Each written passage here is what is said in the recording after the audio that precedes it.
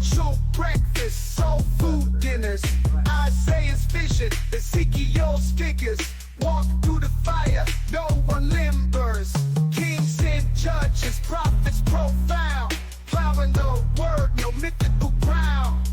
Verse after verse, wisdom's bound. Heavenly soundtrack, soul serving sound. Anybody in here blessed? Anybody in here blessed? Bible in 1 year, we don't rest. Anybody in here blessed? No shortcuts, all divine routes. Listen to the whispers, no room for doubt. Parables drop stronger than gold faucets. Souls hydrated from divine prophets. Study the book, change perspectives. Carefully crafted, not too subjective. A year to reflect, learning perfect. Patterns of grace that time can't deflect. Old Testament drops deep and so real. Kings and warriors, covenant seals. Split that Red Sea, divine reveal. Commandments written, not made of steel. Bethlehem birth to cross on the hill. Unfolding the next blessings, pastor with skill. Scripture flip, every verse fulfilled. Through the word, every verse, every chapter, nothing unheard. Everybody in here blessed, I'm blessed. Everybody in here blessed, I'm blessed. Yo, online sermons, holy vibes delivered. Spreading light, got the sinners reconsidered. Psalm to psalm, man's like a holy DJ. Flipping through scripture, repping the Yahweh. Your emotes in the chat, praising the message. Flat cap on point, teaching eternal lessons. Everybody in here blessed, I'm blessed.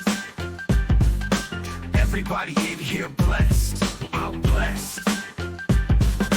Digital pulpit, preaching like a pro. Followers grow as the faith overflow. Keyboard clicks, holy words they stick. Raining blessings down with a slick rhyme trick. Virtual congregation, united in devotion. 1 year strong, a spiritual promotion. He's a life coach with divine instructions. Streaming holiness, no room for interruption. Flat cap changed the game, new pastoral fame. Virtual shepherd, he's embraced in the mainframe. In the comments, affirmatives and amens. With each Goliath tackled, faith extends. Everybody in here blessed, I'm blessed, I'm blessed. Everybody in here blessed, I'm blessed, I'm blessed. Yo, online sermons, holy vibes delivered. Spreading light, got the sinners reconsidered. Psalm to psalm, man's like a holy DJ. Flipping through scripture, repping the Yahweh. Your emotes in the chat, praising the message. Flat cap on point, teaching eternal lessons. Everybody in here blessed, I'm blessed, I'm blessed. Everybody in here blessed, I'm blessed, I'm blessed. Digital pulpit, preaching like a pro. Followers grow as the faith overflow. Keyboard clicks, holy words they stick. Raining blessings down with a slick rhyme trick. Virtual congregation, united in devotion. 1 year strong, a spiritual promotion. He's a life coach with divine instructions. Streaming holiness, no room for interruption. Flat cap changed the game, new pastoral fame. Virtual shepherd, he's embracing the mainframe. In the comments, affirmatives and amens. With each Goliath tackled, faith extends. Everybody in here blessed, I'm blessed, I'm blessed. Everybody in here blessed, I'm blessed, I'm blessed. Everybody in here blessed, I'm blessed, I'm blessed. Everybody in here blessed, I'm blessed, I'm blessed. Digital pulpit, preaching like a pro. Followers grow as the faith overflow. Keyboard clicks, holy words they stick. Raining blessings down with a slick. Welcome in, everybody! Welcome in! Mysterious remote location. Actually, nothing mysterious. It's just the Glen Erie, not the castle, but the lodge. So, hanging out, getting ready for Nerd Culture Ministry Summit. And since it starts at the time zone I'm in, I have 2 extra hours in the time zone I left to be able to stream. So, there we have it. There we have it. So, Galaxy Tip of the cap, friend. Tip of the cap. Good to have you in here. Subdue. Good to have you here. And who else? Who else was in here? Trigger Boss. Good to see you. And 0751330623. First time chatter. Welcome in. Good to have you here. Bootstraps. Dude, you're up. I didn't see that you were up. You got up to watch? Dude, that's awesome. Bootstraps is here.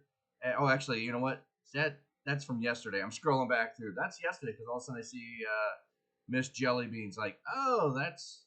Why did it have my chat on there from yesterday still in the stream chat? Okay, that's yesterday's. Welcome anybody who's here and didn't say hello. So we will be hanging out here at the castle. Knew I wanted to try to stream today. Not planning on tomorrow. I normally don't stream on Wednesday morning. If I do, it'll be more spontaneous. Maybe I'll do something else out and about and around. Thursday, I'll decide whether I'm streaming or not because Thursday's going to be a long day if I get up and stream. I will not be home until after or about 1 o'clock in the morning Eastern time. So however soon I get up will make my day longer on Thursday with traveling at the end of the conference and then back home. So we are jumping in to Lamentations today. Let's take a look at... Oh, let's see where here's where we are in the schedule. So Lamentations, there are 5 chapters of Lamentations. It's not a bad way that they actually split it up. It's not actually a bad way. I would have put 1 through 3 together. At least that where they split it off at 39. Although I think the hope in the middle is earlier than verse 39. Maybe I'm wrong. But Lamentations is totally a chiasm. It totally is a chiastic structure where you have chapter 1 and chapter 5 mirror each other, and chapter 2 and chapter 4 mirror each other, and then chapter 3 everything is pointing to, and we'll get there. I'll point out what the verses are in the middle of 3 that everything is pointing towards.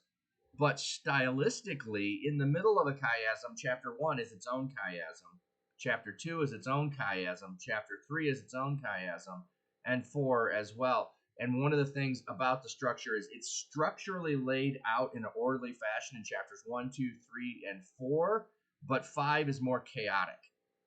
So like there's just layer upon layer upon layer in the Hebrew that you can dive into. That's past my technical skills and my I want to say English skills, but it's not English, it's Hebrew. Literature skills. That's beyond my literature skills to be able to pull off looking at that. So I don't have any of the fish today. So there is no fish that I'll be able to show, with 20 viewers. Since I'm at remote location with suspect internet, to say the least. Ukulele coming in with the raid. Let's get the raid song going for everybody. Welcome in, Samarella. Welcome in, Pepsio. Violet Wind, good to see you, friend. Great to have you here. I'm watching you, people. Ukulele, love you, friend. Wish you were here. Met most of the taco people who were here a little bit yesterday, and they were setting up, and I'm sure I'll hang out more with them today. Mel, you're up wide and early, but of course, this is your normal time zone. This will be you up at normal time. Good to see you, Mel. Got this meet Mel IRL yesterday for the first time. That was fun. And as well as Quiz King, Blanco, who else? Trying to think who else I met first time. Anyway, excited about what today has in store, and wanted to stream ahead of time. Lady Palace, good to see you, friend. Hope you're doing well. Yes, Welcome to No Shave November with your host. It's partially from my tooth that I'm not shaving because swelling in my jaw. Not a good plan. Not a good plan there. All right. That's enough of my song. It's all good. But yes, here's a good look at the beard.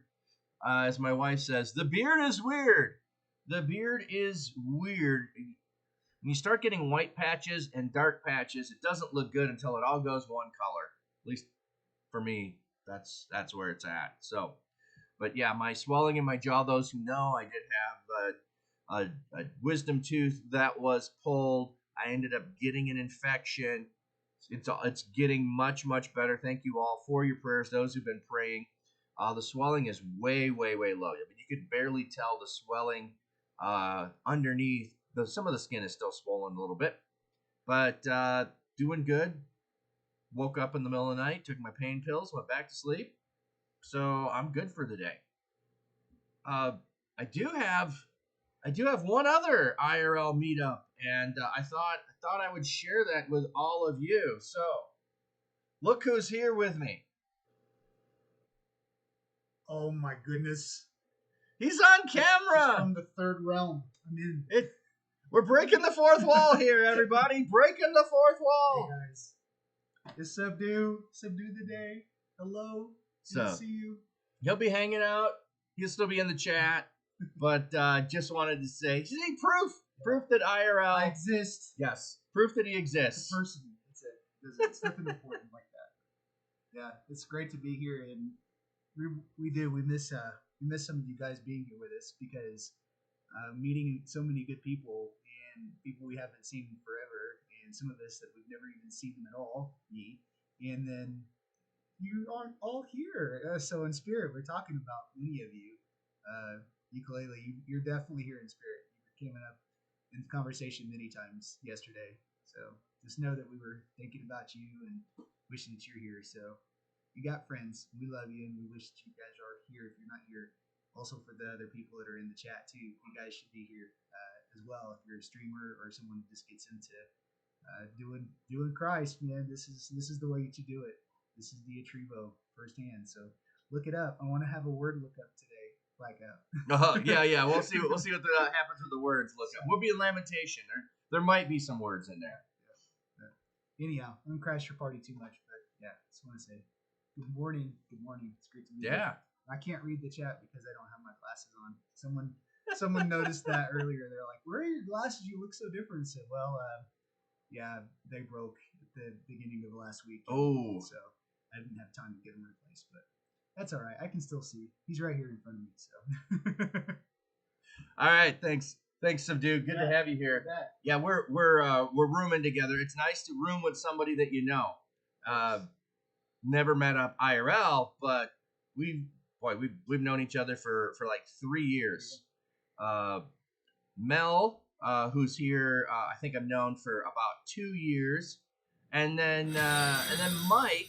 I met last week, and Mike's here. So, you never know when the opportunity works out to meet up with people. Take advantage of those. I was at ReachCon, which is up here. I'm here at NCMS. The plan will be for next year. I'm going to plan on it for both of those again next year. So if anyone's looking for IRL meetups with other streamers, there's a couple of places that you can do that. So, all right. Thank you for the well wishes. Trigger Boss, God bless you, brother. Yes. Hap, so much fun. Imagine how cool IRL meetup would be. Oh, Hap, absolutely. Imagine that's going to be a fun IRL meetup with everybody there. Pasty, I wish you could go to conferences. I do too, Pap. I wish you could be here. Taco is, here officially, so we need to get all of Taco here next year. I don't know. I know Donnie was over in your stream, Ukulele. I don't know if he came over with the raid, but definitely need to meet up IRL with Donnie and more of you. More of you. Oh, by the way, Pastor North is supposed to be here too. I have not met him IRL. I'm super excited about that. So, thank you for the biddies, Ukulele. I appreciate you. Ukulele and I have met up IRL before, and that that is just a lot of fun. People ask about whether you can have real relationships online. If you can't have them unless you actually meet in person. No, you can have real relationships. You can have in-depth relationships. You can have ongoing relationships. Being in person is just fun. Doesn't mean you have to. There's some of you in the stream that are in foreign countries that may never meet this side of heaven. I love having you here all the time. So, with that, let's get this salt and pepper beard off the screen for a while. T-Rex, welcome in, friend. Welcome in. So, I don't have my mic. I don't have my regular cam. I didn't bring it this time. I wasn't sure about the quality of the stream. We did a test. If you saw that last night to test it, quality was good enough. We're going to go for it. So if issues come up as we're streaming along, just post in the chat and let me know that something's going on. Yes, T-Rex, am at NCMS in Colorado Springs. Yes, that is where the location is for the day. Let's see. Do I have... No, I do have a new sticker. I'm going to be stickering up the gaps in here. And by the way, there is a redeem. I brought my stickers for trade. So there is a redeem if you would like a sticker. You can do that. Prayer time. Oh. What is Samarella's prayer request? I know you were having a conversation in your stream, but I missed what the focus of that was.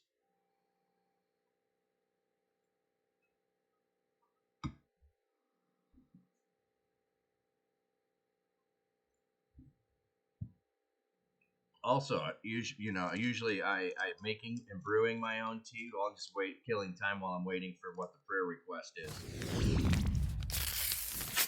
I had to use a bag today, but no ordinary bag. A little bit more expensive organic English breakfast today. So that's what I'm drinking, but it's nowhere near as good or as strong as I make it at home.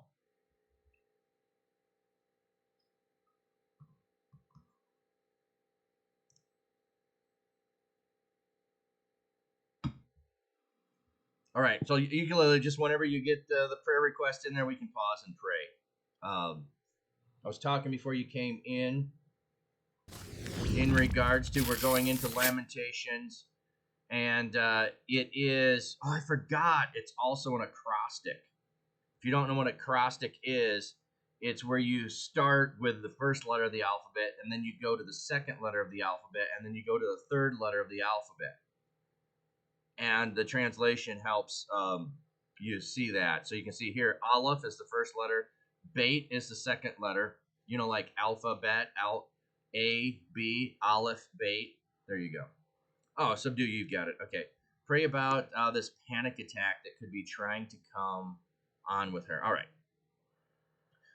God, we're just praying for Samarella, that you protect the mind from anxiety, from fear, from falsehoods, from things that tear down.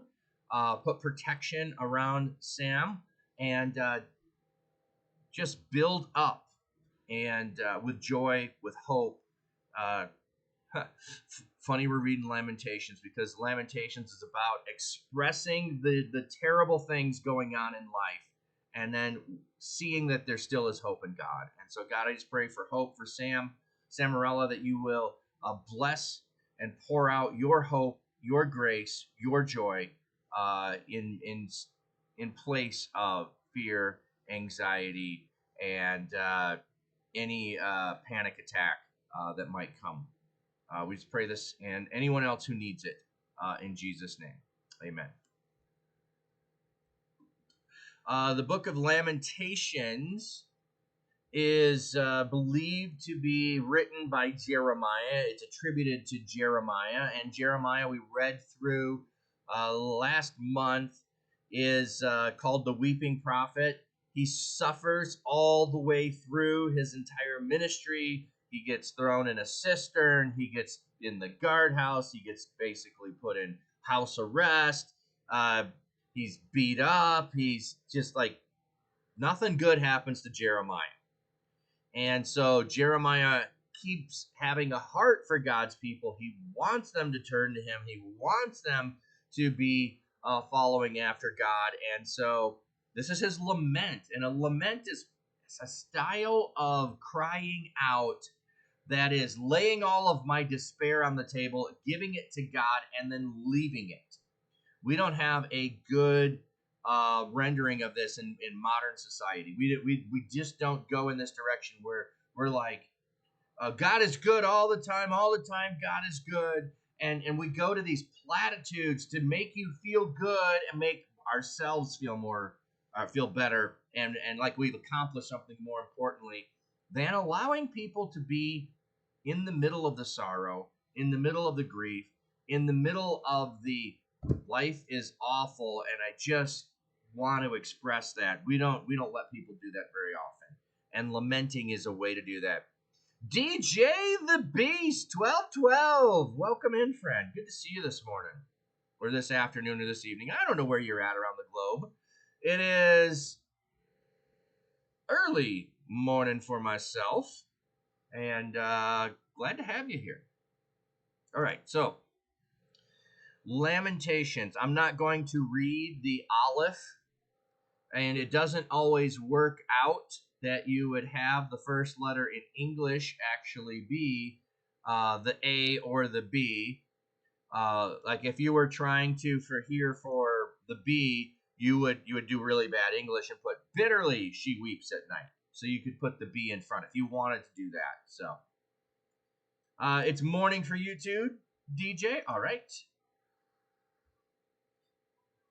I know. For some people, it's the end of the day or the middle of the night that are in here. So thank you for hanging out with me.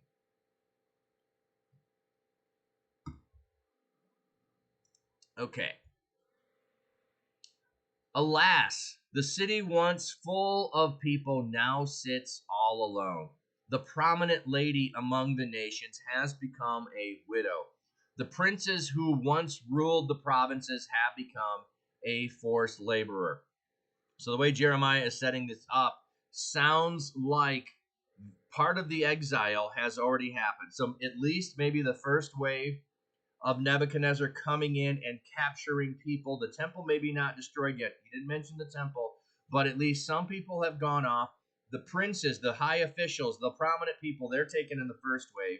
And the city's no longer full of people. It's desolate.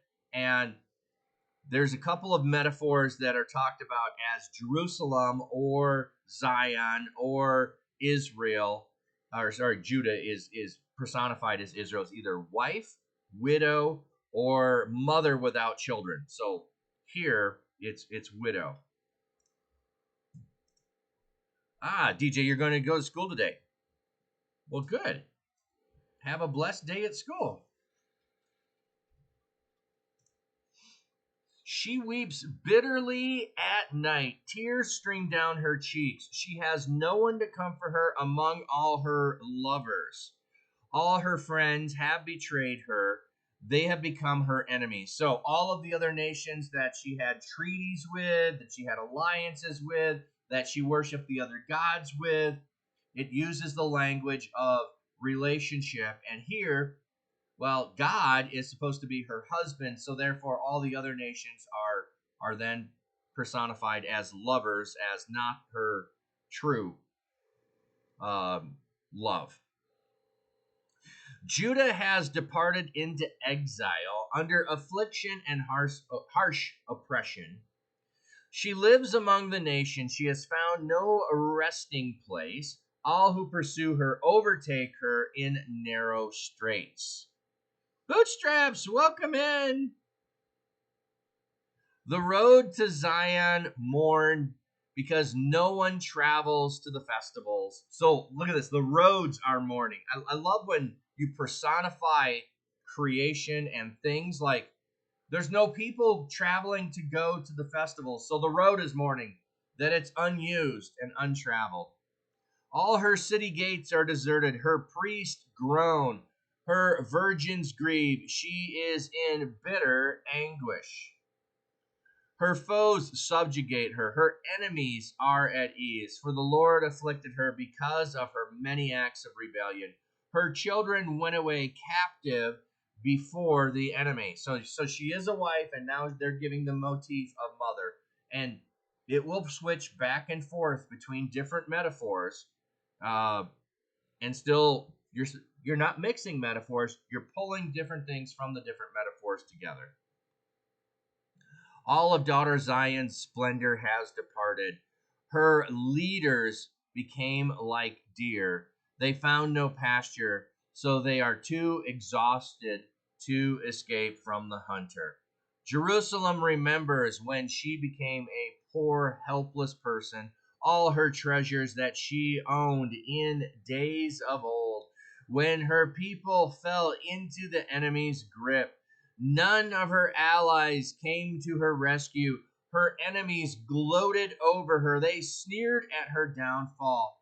Jerusalem committed terrible sins. Therefore, she became an object of scorn.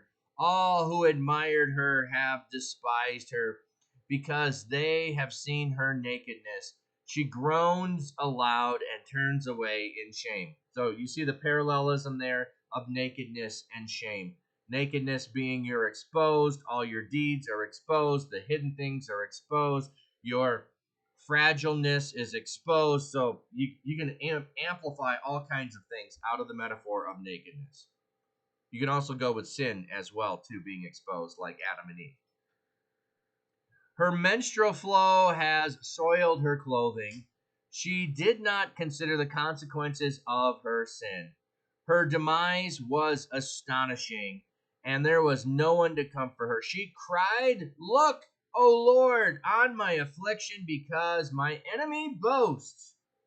Okay, let me just go look here and see what the text says. Her uncleanness. General state of ritual uncleanness, but also has the idea of sexual uncleanness. Okay. And again, I don't know if I think sin is involved here, and ritual uncleanness, blood uncleanness wasn't always sin.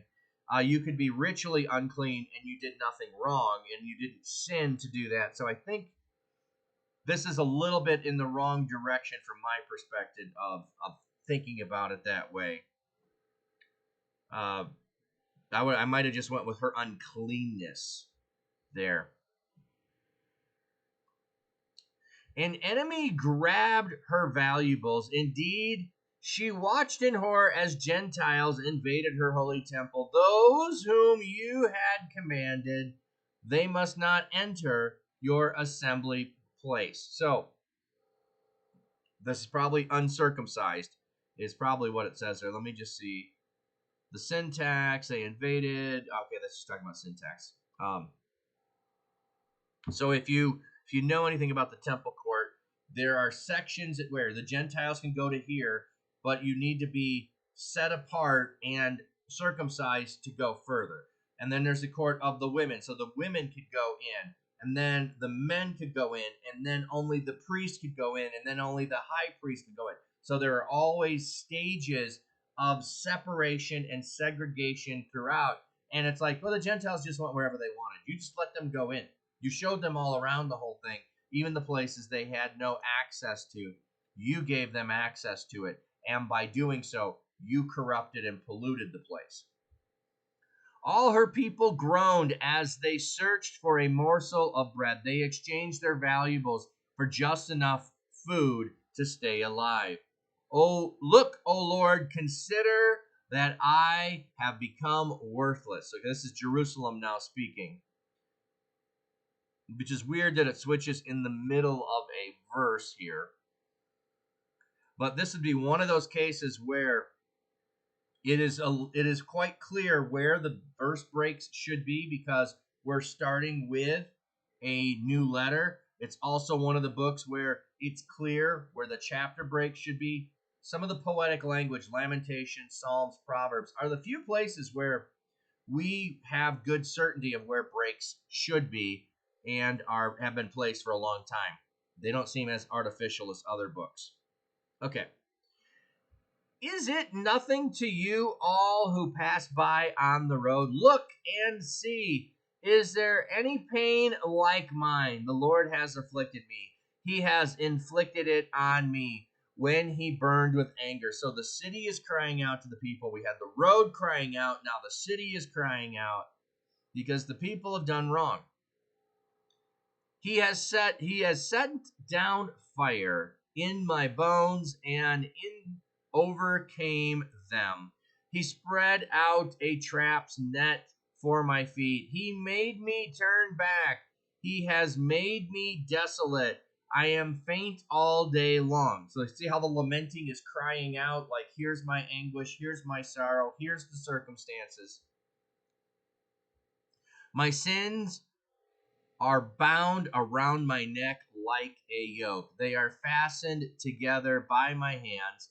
He has placed his yoke on my neck. He has sapped my strength. The Lord has handed me over to those whom I cannot resist. Okay, I don't know about you, but this image here gives me the image of being in stocks. You know, if you've ever seen that old-timey things where the person puts their hand and their head in, and then they might be sitting or standing, and their feet might be in too if they're sitting, and they're just stuck in there in this position. They're bound to the sins that they've committed. They can't go anywhere. They can't do anything. It's like a yoke around their neck. They're just bound there. They can't escape it. That's what that image reminds me of. He rounded up all my mighty ones. The Lord did this in my midst. He summoned an assembly against me to shatter my young men. The Lord has stomped like grapes the virgin daughters of Judah. I wept because of these things. My eyes flow with tears, for there is no one in sight who can comfort me or encourage me. My children are desolated because an enemy has prevailed. So just think a minute about your own family circumstance and or your friends. And if all of a sudden everyone else that you knew was wiped out, there's no one left to comfort and encourage you. You're really on some level. I mean, you can comfort people you don't know. You can encourage people you don't know. But some of the best comfort, in my opinion, is when you just sit with someone. And when you just sit with someone that you know, you don't have to say anything. You just sit with them. You just let them know you're present and you let them be in the circumstance of sorrow. You just let them sit in the grief and you just sit. The Jewish idea will be calling this sitting Shiva, and you just sit in silence with the person. You make sure they don't have to take care of anything. You have their deeds taken care of for them, but there's someone constantly with them. So should they need something, you can immediately do it for them. You don't ask them questions. You don't interact. They lead all questions and discussions. And if they're silent, there's no conversation.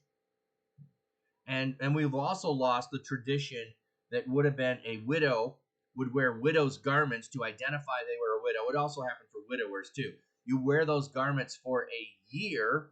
You might wear them longer, but you would wear them for a year to say, I am unavailable from social obligations. I am unavailable from joyous occasions. I am in mourning. I will not participate in any of those types of things that society would have expectations of me.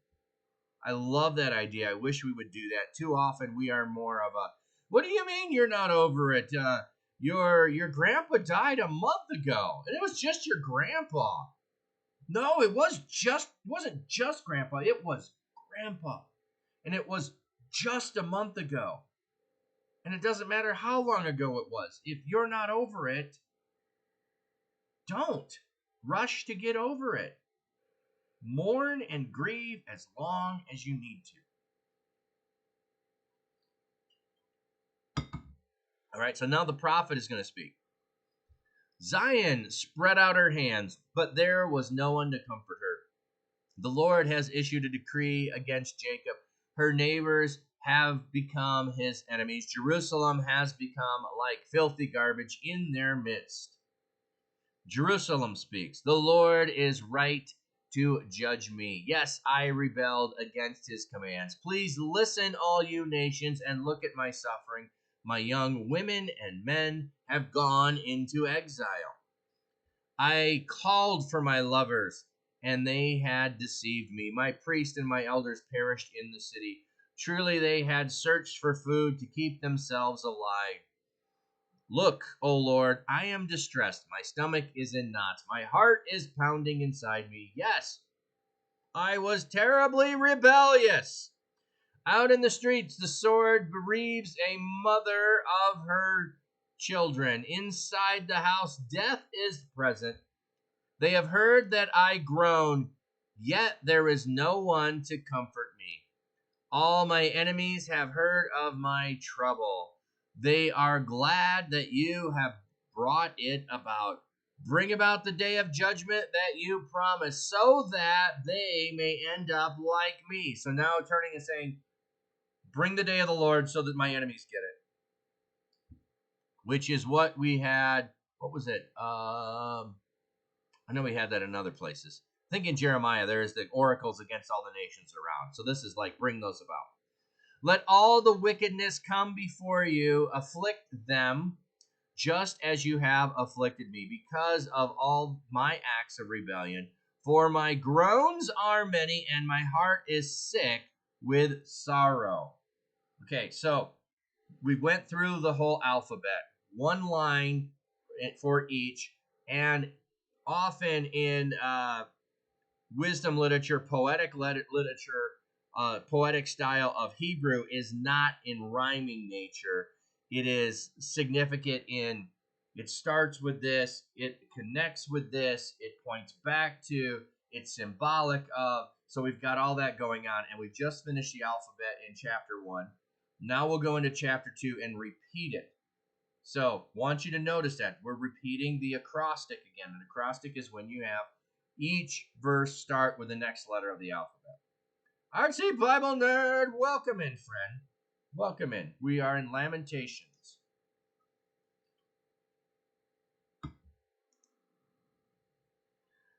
Alas, the Lord has covered daughter Zion with his anger. He has thrown down the splendor of Israel from heaven to earth. He did not protect his temple when he displayed his anger. Okay, so we had chapter 1, exile happening. Chapter 2, destruction of the temple. Rindon.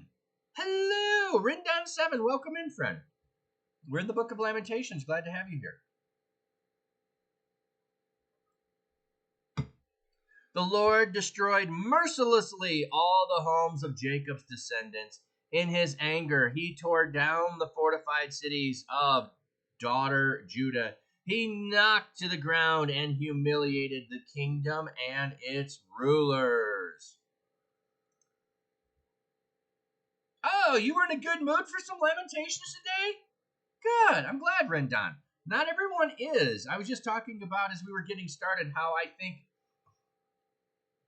the Western society and modern society has abandoned the art of grief and lamenting and sitting in and just acknowledging pain and suffering. And we're all about pull ourselves by our bootstraps and get back to things and don't let anyone know, and get back to life. And it's like, no, sometimes you just need to sit in that. And I wonder if that's why, I'm not saying it's exactly, I wonder if that's why, though, some of the mental health issues get over it, Mel. Exactly. Yeah, that's our mentality. Get over it. I wonder if that doesn't contribute. I'm not saying it's a direct cause. I'm saying contribute to things like PTSD. That we want people to get over it. And so it's that pull back to the sorrow that hasn't been sat in, the trauma that hasn't been sat in. And, there's other things like that too. And we're not good at letting people sit in depression either, or anxiety. And we want to just pray it away. That's not the image I see from the Old Testament. Rendon chuckles. Well, I'm obviously joking. Yes, I knew. But I am, in all honesty, struggling and dealing with difficult stuff these months. So lamenting is something I have to go through, whether I want to or not. I agree. It needs to be processed, and we're not good at it. Yeah, and I'm trying to learn to get good at it. Um, versus when I was much younger, it was, I don't like that emotion, so let's hide that emotion. Let's get over that emotion. Let's move on to a better emotion. And that's not healthy.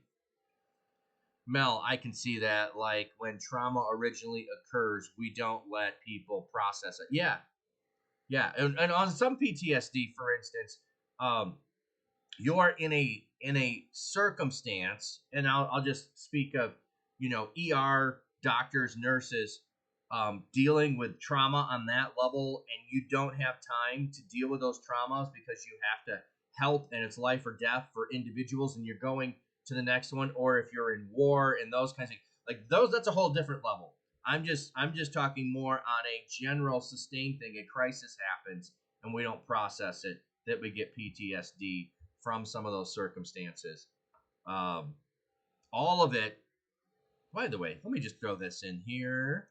Here is, by the way, um, National Suicide Prevention. Um, if you are struggling with something and you need help, there is the link for the U.S. and there is the international hotline if you need help. Be Nice is a mental health uh, support group that I think is really good, and so if you need assistance in that way, and I think I have one more. It might be just this. No, let me try one more. There we go. Uh, wait a minute. Yeah. So there's Be Nice and there's Fresh Hope. So Be Nice is a stigma fighting organization, and Fresh Hope is a mental health support organization for the person with a diagnosis and the family members. And diagnosis doesn't mean you have to have a professional's diagnosis. It can be self-diagnosis too. So if you're struggling, there's some great places I would recommend. All right. In fierce anger, he destroyed the whole army of Israel. He withdrew his right hand as the enemy attacked. Oh, so if you don't know, this is a metaphor. So the outstretched right hand is the hand with power, the hand that can act, and he's withdrawn it. Just look at like in the camera wise. Look at how big my outstretched hand looks and how much power it would have versus my pulled back hand that's now tiny and can't do anything. Hey, thanks for the biddies, Rindon. Appreciate it, friend. Or is it Rindon? Is it Rindon? Let me know so I can pronounce that correctly.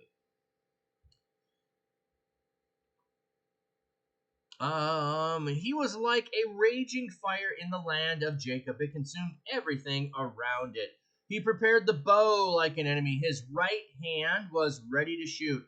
Like a foe, he killed everyone, even our strong young men. He has poured out his anger like fire on the tent of daughter Zion. Cheer for the suicide prevention info and such. Super important info. Absolutely. Absolutely. Totally agree. That's why I've got it on alerts. Rin like win, and then dawn. Okay, Rin dawn. Okay. So I was right. He prepared his bow like the enemy. His right hand was ready to shoot. Like foe, he killed everyone. The Lord, like an enemy, destroyed Israel. He destroyed all her palaces. He ruined her fortified cities. He made everyone in daughter Judah mourn and lament. Conroy, welcome in. Really bad attacks all day and night. I don't want to take your time, but to say hi. Conroy, let's lift up prayers for you. God, you just know all the attacks that Conroy has been dealing with all day and night, and we just pray for those to be removed, for your peace, for your grace, for your mercy to be poured out, that peace may abound, that calm assurance may be in that place and in that space, that you just protect Conroy and pour out your love. Give him everything he's in need of for today. In Jesus' name, amen. Love you, Conroy. He destroyed his temple as if it were a vineyard. So, like, he did it in such an easy way. Like, it just looked like, yeah, you just, like, this would be like, he tore down the house like it was made of cardboard. Lamentations for everyone, Jesus, yes.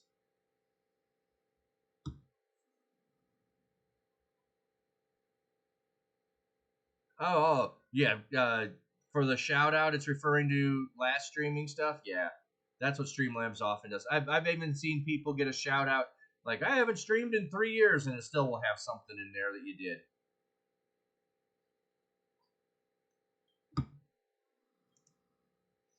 So he destroys the temple as if, as if it were a vineyard. He destroyed his appointed meeting place. The Lord has made those in Zion forget both festivals and Sabbath. In his fierce anger, he has spurned both king and priest. One of the things that the people were believing was God's temple is here. God won't destroy it. God won't abandon it. We have his temple. I think we still have this same kind of idolatry of building in the world today, where people, especially during COVID, it seemed to me, were clinging to the building, and we have to meet in person and we have to be in the building. And that was the most important thing, not consideration of safety of people, not consideration of anything else. It was this, and it's still, like I've seen it in other places too, like, we can't sell the building. We have to plant another church there. It's got to be used for kingdom purposes. Why does the church have to have a building? The church can meet anywhere. The church doesn't need to own property. The church is people gathered. So, I think we have a bit of that same problem today, where we think as long as we have churches and church buildings that God is with us as a nation, but regardless of your nation. I actually think, though, that there's something special and unique about being an underground church that just lights people on fire, because then you really are following Jesus. You really are seeking after God, because it's life and death. I'm not wishing that on anyone. I'm just saying I think it reveals stuff. Hey, Pap Steele, thanks for the alert. Rindon, Muslims clearly haven't read the Old Testament, as they rail against the idea that Jesus died, but God has obviously willing to destroy the building here, or which is clearly super important back then. So Jesus, drawing parallels, said his temple would be destroyed. Chovy, welcome in, buddy. Good to see you, friend. Rindon, absolutely. There's also, I was just listening to a podcast. So there's also, so we're familiar with Jesus, son of David, the line of David, and all of that. But there's the Messiah being of the line of David. There is also Messiah, son of Joseph, motif throughout the Old Testament. I just listened to a fascinating podcast talking about that, and also the image and the idea that the Messiah must die. It's one of the things that was not prominent, I want to say, in Jesus' time before his death. They didn't see it. It's there, and you can go find it and point it out. So, it would have been part of the Naked Bible podcast, is what I've been binging lately. If you jump on my Discord, I have a channel which is podcasts I listen to. So, Naked Bible podcast, somewhere around episode 400 is where I'm at. So it was in that section. It would have been a section that they had of different guests who've written books. So you might be able to find it there. I'd start around 400 and look at episodes following that. Oh, I've already listened to the end, Temple Snail, and then I went back and picked. So I'd listened to so wherever I started, I listened to that going forward, and then I went back and I started from the beginning, and then I would jump around. So yes, I am almost finished completely with all of the episodes of Naked Bible. By the way, welcome in, Temple Snail. Yeah, you're in awe of the guy. Yeah, he is fantastic. A close friend of mine did a whole series with him on Revelation. Yeah, it's a good series on Revelation. He probably is like even before he talked through his approach. His philosophy on Revelation is as close to mine as anyone I've ever come across. I'm not a systematic person. I do love that he thinks it is a recapitulation. It's a retelling. It's not a linear telling. It is a motif, and then you return to it, and it's cyclical. Which, by the way, when we were going through Jeremiah, shows this, where we would go through a series, we would get to the end in exile, and then we would return back to a previous king. So Jeremiah is not linear either. The prophets did this, and apocalyptic literature does this. It returns to where it was previously, so you don't look at it in a linear fashion. So anyway, yeah, Rendon, like I said, somewhere in the early 400s, I believe, when he was interviewing another person who wrote a book, talking, and it would be Messiah ben Joseph, and it might be 2 episodes. You suppose Daniel does as well? Yeah, I Daniel does as well, but I'm not as familiar with the full cycle thing in Daniel. I'm not as familiar with that. I know a lot of people go study eschatology, and Daniel's a big part of that. It's never been a thing I've been excited about. Jesus will return. I'm confident of it. We won't know how it's going to happen. It will be different than all of us think it's going to happen. So I'll just wait for it to happen. That's kind of my approach. All right, continuing. The Lord rejected his altar and abhorred his temple. He handed over the enemy Jerusalem's palace walls. The enemy shouted in the Lord's temple as if, bump, bump, bump, as if it were a feast day. So there hasn't been any feast going on, but when the enemy is destroying it, it's like a feast. Yeah, there's at least one big rewind in there. Yeah, absolutely. I just don't remember how many times. I believe Revelation does at least 3 loops through the story, and if bump bump bump. If you think about, you have creation and then creation retold. Okay, is it 2 creations or 1? Well, if you think it's linear, you have to have 2 creations. If you think it's an overlap of telling the same story from a different perspective, you can see 1 creation that has multifacets, and it brought 1 facet in and it retold it with another emphasis. It's the same with the Gospels. Matthew tells 1 emphasis, Mark tells another, Luke tells a third, and John tells a 4th. They're all telling the story of Jesus, and there's overlap, but if you try to synthesize them all, you miss the beauty of what each is doing. So, hope that makes some sense for anybody that's new and hasn't heard things like that before.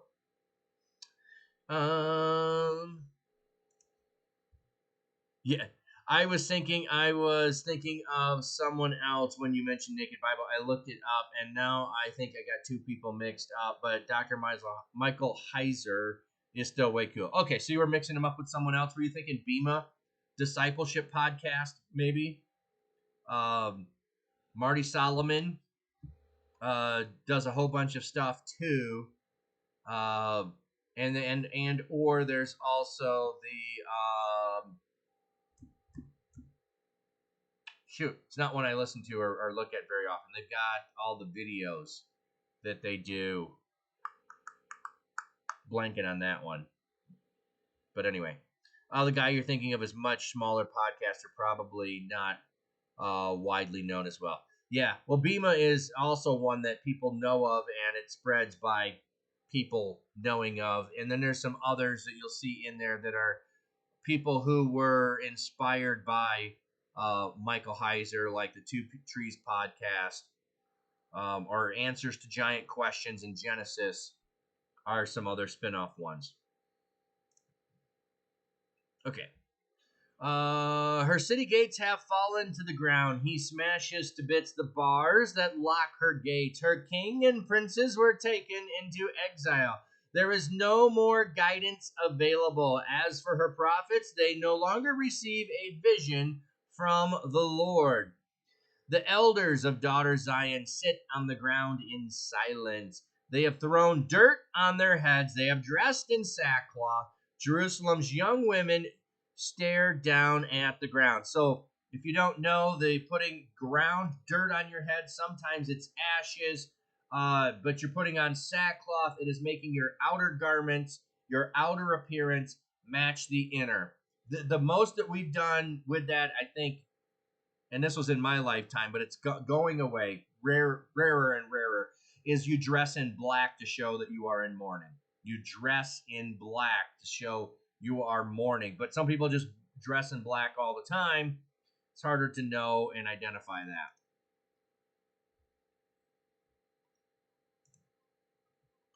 My eyes are worn out from weeping. My stomach is in knot. My heart is poured out on the ground due to the destruction of my helpless people.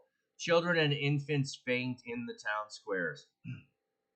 So he's describing the physical responses to what's going on. And I think he does a great job here. If you've ever really been emotionally distraught in crying over something, your eyes are worn out, your stomach's in knots, your heart is pounding. Ugh.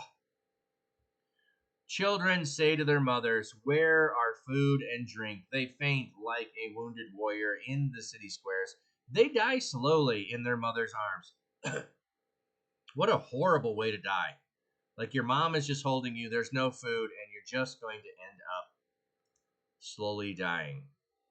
Ukulele. Yes, we'd be more likely to think goth phase than mourning. Oh, true. I wasn't even thinking about that. Yeah, there wasn't goth when I was in school.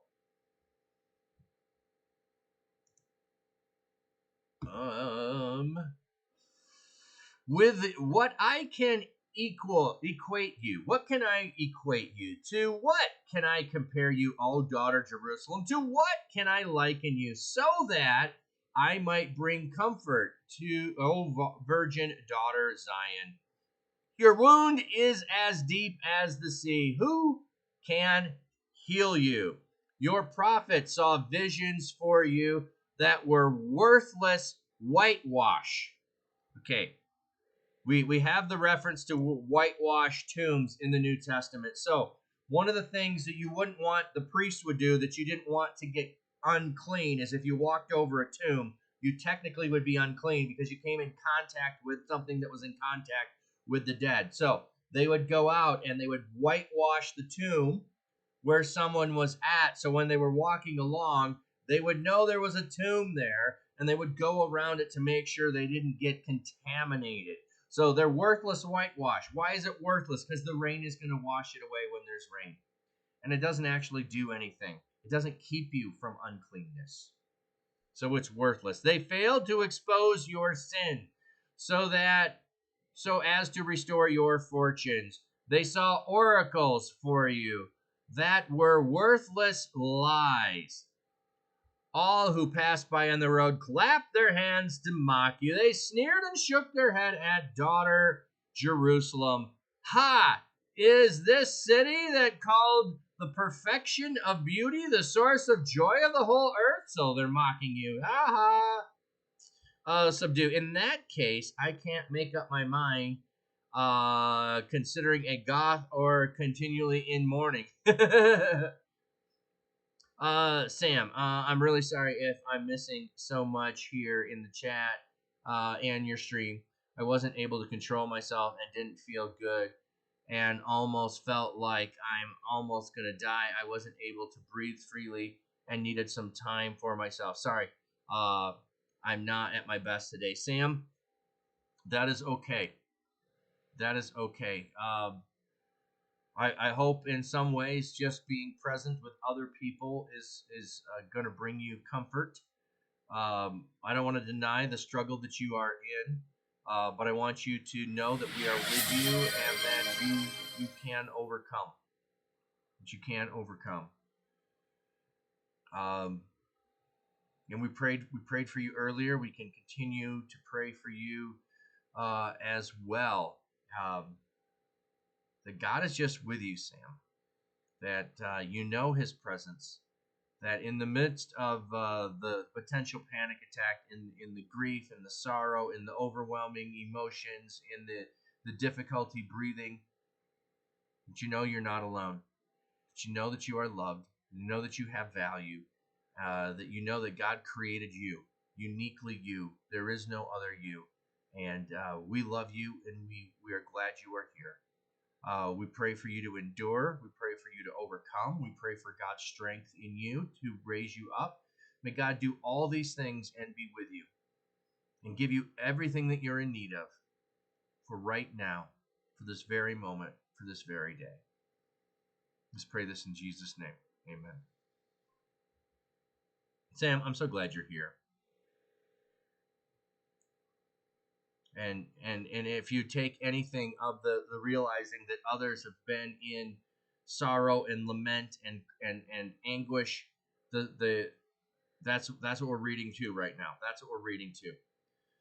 Conrad, I know mine's not a panic attack, so God, not a panic attack. So God, and cleanse that real easy, and please do so, Jesus. Yes, amen. I'm watching. Also, don't feel pressure to communicate. Oh yeah, absolutely. Thank you. I'm watching. Yes. If your current trial's out of control, this is a lurk-friendly community. 100%. 100%.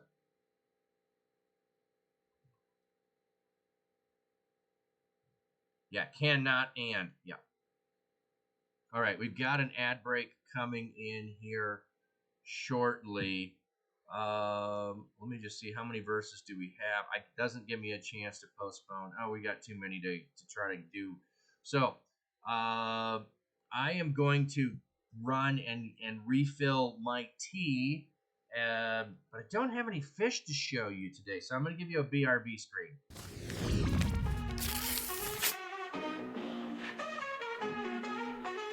Black cat pastor dashing through pages. Chronicles, Gospels, prophets, sages. Leviticus, laws to pause, find phrases. Turning them corners, your spiritual mazes. Genesis to Revelation, so divine. Flip them scripts, endless grace you'll find. Songs singing sweet, unbroken lines. Hitting that rhythm, wordplay refined. Anybody in here blessed? Anybody in here blessed? Bible in 1 year, we don't rest. Anybody in here blessed? Wake up early, the dawn's light shimmers. Spiritual breakfast, soul food dinners. Isaiah's vision, Ezekiel's figures. Walk through the fire, no one limbers. Kings and judges, prophets profound. Plowing the word, no mythical ground. Verse after verse, wisdom's bound. Heavenly soundtrack, soul serving sound. Anybody in here blessed? Anybody in here blessed? Bible in 1 year, we don't rest. Anybody in here blessed? No shortcuts, all divine routes. Listen to the whispers, no room for doubt. Parables drop stronger than gold faucets. Souls hydrated from divine prophets. Study the book, change perspectives. Carefully crafted, not too subjective. A year to reflect, learning perfect. Patterns of grace that time can't deflect. Old Testament drops deep and so real. Kings and warriors, covenant seals.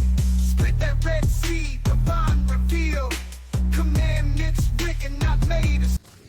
All right, so it looks like ad break is over. Everyone should be coming back. Let me get caught up on chat. If you came in when I was gone, I was running to refill my mug so that I've got tea. Unlike at home where I brew a big giant pot and I've got my 2 bottles filled up I only brought one with me, and they're making bags, so ish. It's not the same.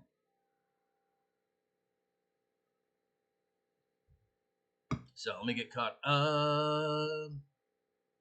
Uncle Teddy, thank you for the biddies. Okay. Yeah, I can't do the fish while I'm not at home. Internet issues of too much capacity to eat up my stream. Sam, you just called your doctor and you're going in for a general checkup tomorrow to check if I should be admitted to a hospital again or if I'll be okay. I'm really scared. I'm sorry. Sam, don't be sorry. Don't be sorry. We care about you. We want to know that you are okay. So I'm thankful that you called your doctor. The other thing I would say is if you don't get the care and response you need, whether it is a regular doctor or it's a mental health doctor, persist. My daughter um, was struggling and going to mental health professionals who would meet with her the first time and then say, "You are better than 90% of the people I see, so I don't think you need any help." Took her forever. I finally called in a favor as a pastor to someone I knew was really good and said, "Hey, my daughter's really struggling, and could you see her? I know that she like is full up." And she's like, "Yeah, I can see her." I go, "I'm not expecting anything. You do not tell me anything. You just treat my daughter and help her get the help that she needs." And um, she's fantastic, and my daughter's doing much better. So persist. This is for everybody too. Persist in medical attention until you get the answers and the care you need. Persist in mental health care until you get the answers and the help you need. Do not think you are bothering people. If the doctor that you are with is bothered by you, they are not the doctor for you. You need to go somewhere else. You like the row of logos at the bottom? Oh, thank you, DJ. Up here, I've got it at the top. Other screen, I've got it at the bottom. And all of these, I am in some way connected to. Full Circle Beans, I don't talk about them often. I was on the board for ministry that started Full Circle Beans. So every bag of coffee you buy, we send a Bible to someone overseas. So you can go check them out. Safe Streamers, I'm part of Safe Streamers. Over in the corner, the Church Digital, that is my logo for the Church Digital. ReachCon, I'm part of that. DC4C, I'm part of that. Blessed Community, that's my Discord. That's also my in-person John 17:23 groups. I set up pastor groups there. The Church Digital, which I'm wearing my Church Digital shirt. What else do I have? I got to scroll over. Come on. Oh, Blessing Boat is there. My koi pond is there, and then my hat logo. So, all right. Still getting caught up on chat now. And DJ Courageous, if I didn't say it, I saw you came in. Thank you for coming in, friend. Yep, you came in and then ads. Yes, I am at NCMS right now. So that is the reason for the luxurious background behind me is that Sam, you're scared of a relapse again. You just can't go through this again. I just want to get in with chemo and stuff again. Yeah. The physical things can cause our mental um, uh, struggles as well. So Sam, we're just praying for you. Let you know, and post in my Discord, post in Ukulele's Discord, post in the Taco Discord, just like prayer for this. Like I just need it right now. Just need it right now. Ukulele, limber, flexible, not sure if that can be a verb. He gets limber, he limbers up. Okay, you're talking about the song there. Prayers that the road continues to open up here. Thank you. Sunshine S Games, welcome, friend.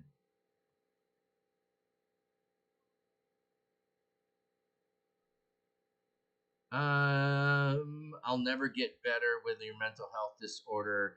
Not much can be done with it. All I can do is get with therapy for. Yes, yes. And you know what? And there's sometimes where health, you can't improve your health, but sometimes maintenance and not losing more is a victory. Oh, Nerd Culture Ministry Summit. Nerd Culture Ministry Summit. So it was last year as well. So it is a bunch of us at a conference with Lux Digital Church, Love Thy Nerd, Taco, uh, and then there'll be speakers who will be here. There's gaming together that will take place, learning how to better reach out to people who the church has not loved and not loved well, and in fact chased away from God and Jesus often. Oh, thanks for passing the cookies. Sam, very few days that they're okay with me having a mental disorder or mental health issues. Most just say, don't trauma dump. Sorry. Yeah, I know what that means, but yeah, this is not one of those places we're worried about that. And make it hard for everyone. I really don't intend to do that. No, I don't feel like you're trauma dumping at all. I'm okay with keeping most to myself and say things when it's too heavy for me. Um, you know, that goes back to what I was talking about earlier of people needing to get over it. This might be the new way of doing that to make people feel guilty. Like I had a friend whose wife passed away, and he had it was coming up on the 10-year anniversary, and he made some comment, and a friend of his says, "You're not over that yet? His wife is dead. Why would you think he'd be over it?" Okay, this is the person he thought he was going to spend the rest of his life with. Every time his two daughters have an occasion like a graduation and a wedding, and she's not there, he relives her absence. Okay, there's not a getting over it. Okay, that is a wrong attitude. And so maybe this is a modern way of your trauma dumping. Don't trauma dump as a way to shut you down instead of us being open and considerate and loving and helping. So, yeah, that's not trauma dumping if you share what's going on right now with us when you are here. Nope. We can pause. We can pause. You are more important than the agenda. Um, Sam, I have a few involuntary verbal, physical, and visual triggers, and no matter how I try, I can't control, and I just step away when I feel like I'm triggered, and most don't understand me over that. I'm sorry. I'm sorry that they don't understand. I'm sorry that they're not open to trying to understand. Um, I am more and more beginning to understand how those triggers happen. Um, we can't control them. Um, this is a few years ago. I went back to visit a church I used to serve, and it had been some time since I had been there. But there was one person in particular who I felt really had done some harm to myself and family. And when I physically saw the person, my heart accelerated. Um, I got nervous, anxious, like my physical body responded to the sight of that person, and I could not control it.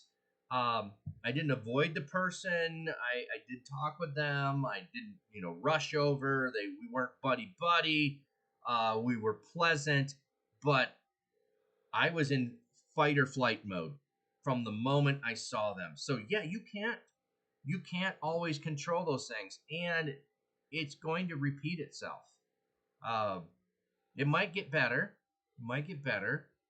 in level to sometimes when I've had those things, like you didn't want to hear the person's name mentioned. Now it doesn't bother me to hear the person's name mentioned.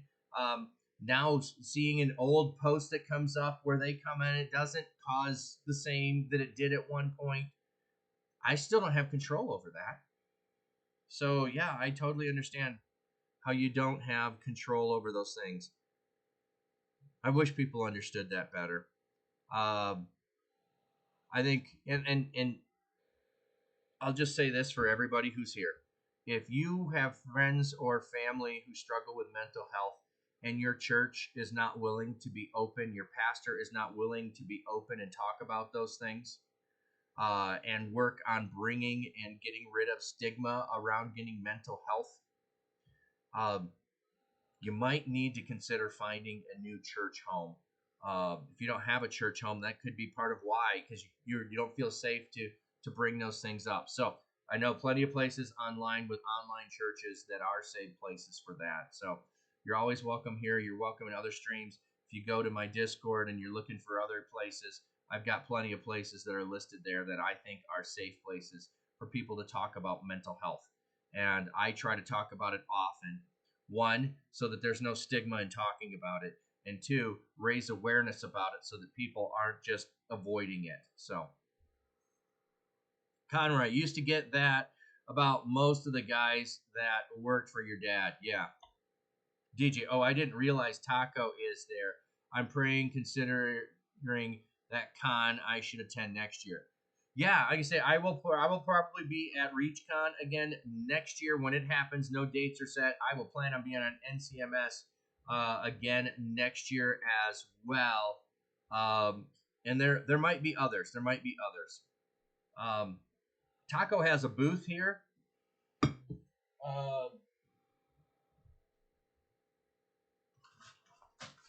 Just going to show you my swag bag from Taco. So it's a dragon. It's a dragon backpack bag. So I got Taco swag. Okay. We can jump right back into conversations about mental health if we need to. How you are doing today is so important that it's more important than anything else on my agenda. So, Sam, understand is one thing, but oh yes, but when I get asked to stop pretending and making up your, yes, it only hate it for, yeah, yeah, I understand the just shut down. Yes, and the crying, I'm so sorry that people do that to you. And I know that is a common thing. Even your family doesn't want a daughter like myself. I'm sorry, Sam, that people do that to you. I think it's a lack of compassion, a lack of understanding. Pop Taterhead! Good morning, Flat Cap and Chap. I hope everyone has a blessed day. Thank you, friend. Sam, just breathe and take a day at a time and think of one thing you're grateful for. Yes. I would say also be around people that do not traumatize you or gaslight you for what's going on in you. Yes, there's a difference between family and relatives. I got you, sunshine. Yes. Relatives is biology. Family are those that care for you.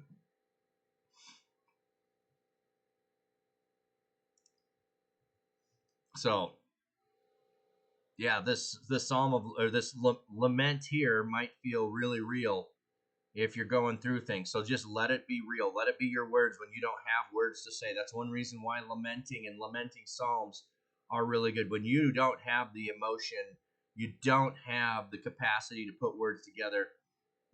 Going and reading the anguish that is contained within these and giving it to God is the way to do that. All right.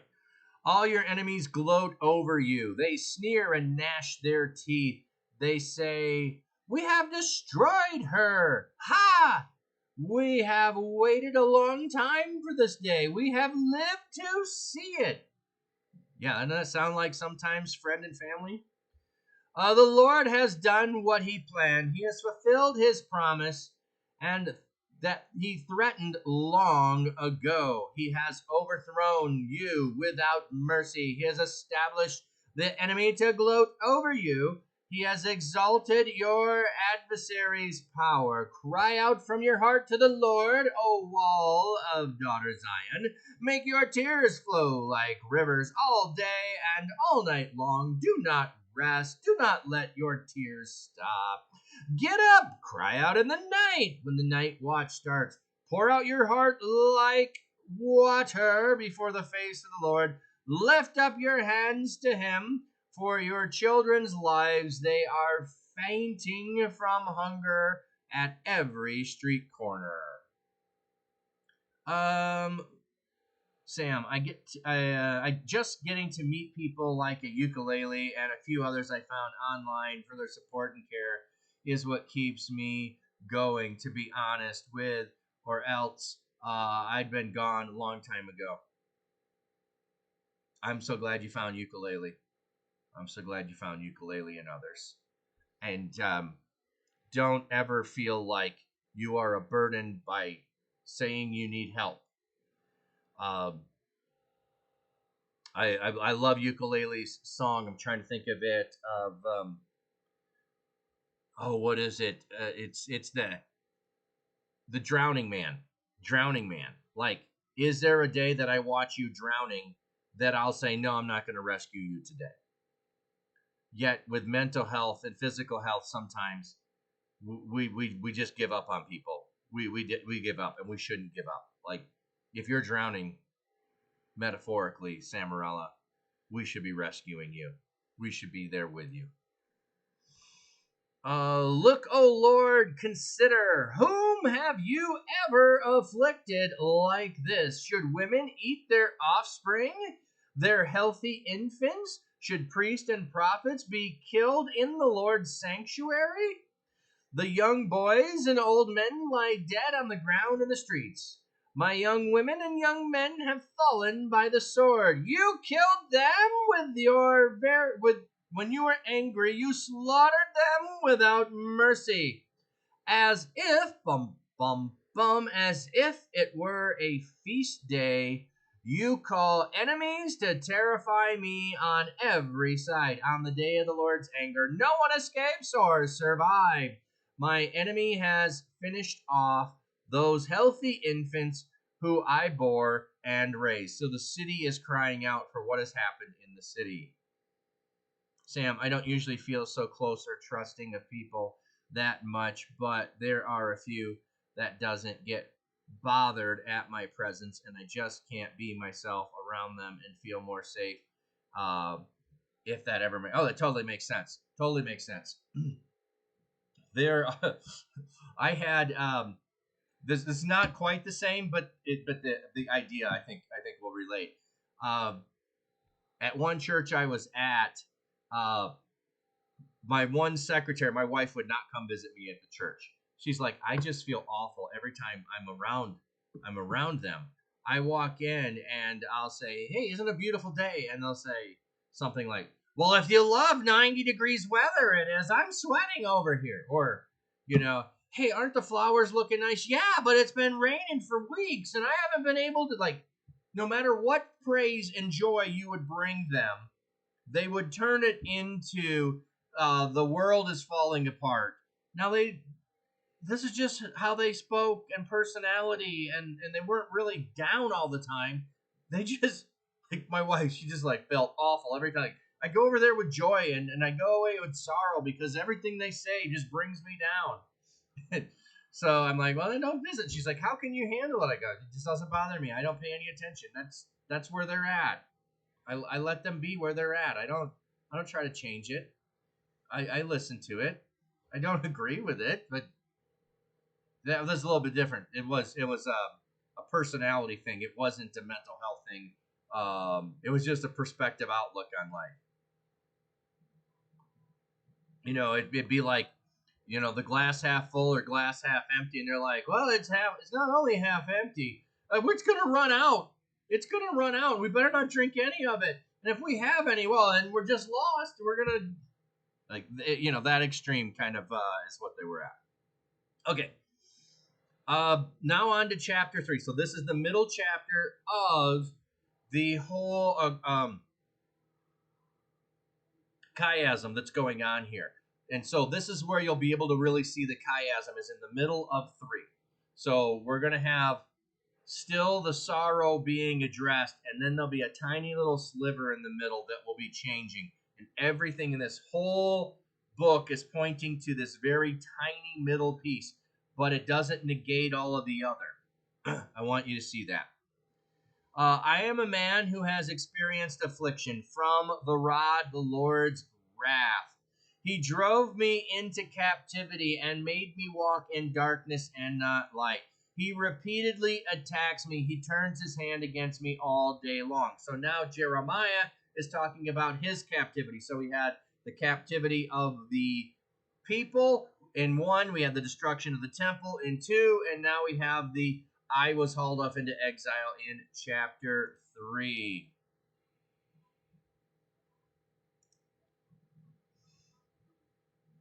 He made me, sorry, he has made my mortal skin waste away. He has broken my bones. He has besieged and surrounded me with bitter hardship.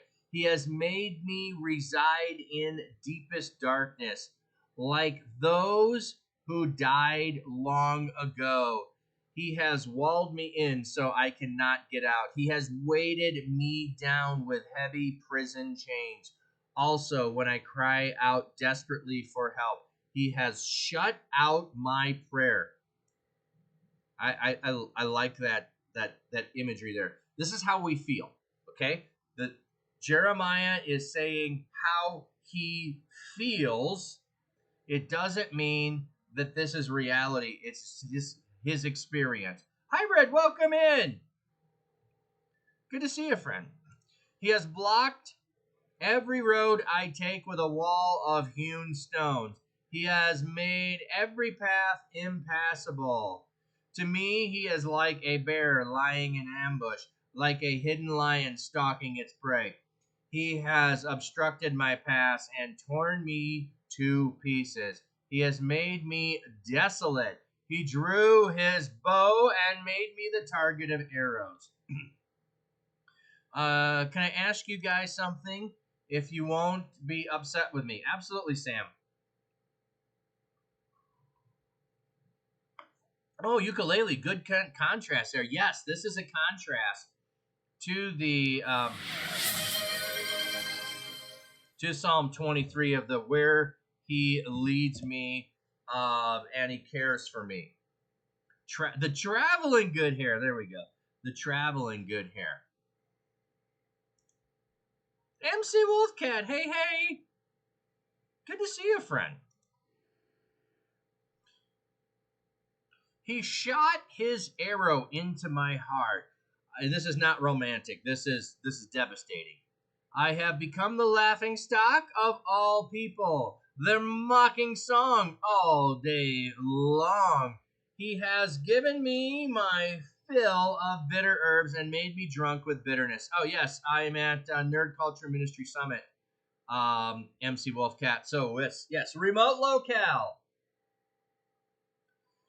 He ground my teeth in gravel. He trampled me in the dust. I am deprived of peace. I have forgotten what happiness is. So I said, my endurance has expired. I have lost all hope of endurance from the Lord. So look at the anguish he's getting to. He's lost all happiness. He's lost all endurance. He's lost all hope.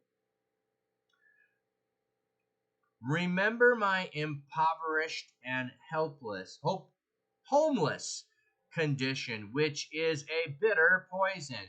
I continually think about this, and I am depressed. But this I call to mind, therefore I have hope. Okay, so we are getting to the center point. Everything in this whole book is pointing to what we're going to cover now. I am depressed, but I call this to mind. So I don't diminish my circumstances. I don't forget my circumstances. I don't ignore my circumstances. I just call to mind something. The Lord's loving kindness never ceases. His compassions never end. They are fresh every morning. Your faithfulness is abundant. So you might know this. Great is thy faithfulness. They're fresh every morning. New mercies I see. So that song is based on this. Right in the middle of this whole book of lamenting of the world is awful. Everything is awful. Destruction has happened. My whole world is upside down. I'm in exile. I'm physically in torment and trial. I don't diminish any of it. I don't dismiss any of it. I hold to hope in the midst of it. Here's my hope. God is loyal love. God has loyal love. He has compassion. It never ends. It's fresh every morning. My portion is the Lord. I have said to myself, so I will put hope in him. The Lord is good to those who trust in him, to the one who seeks him. It is good to wait patiently for deliverance from the Lord. It is good for a man to bear the yoke while he is young. Let a person sit alone in silence when the Lord is disciplining him. Okay, so now we're going in another direction. Look at how short that hope was.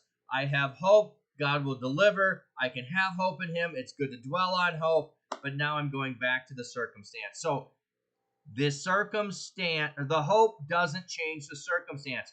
He is leading to the hope. He's pointing to the hope. He's now returning to thinking about his circumstance. He doesn't lose sight of the circumstance in the middle of the hope. He doesn't diminish the circumstance. He holds on to the hope in the midst of circumstance. And that's why it's in the middle, too.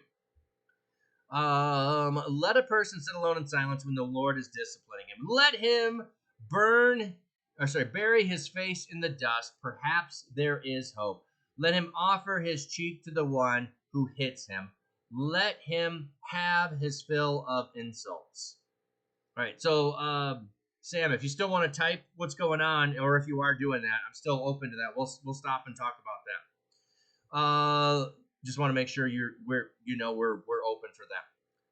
For the Lord will not reject us forever, though he causes us grief. He then has compassion on us according to the abounding of his loyal kindness. For he is not predisposed to affliction or to grieve people, to crush underfoot all the earth's prisoners, to deprive a person of his rights in the presence of the Most High, to defraud a person in a lawsuit. The Lord does not approve of such things.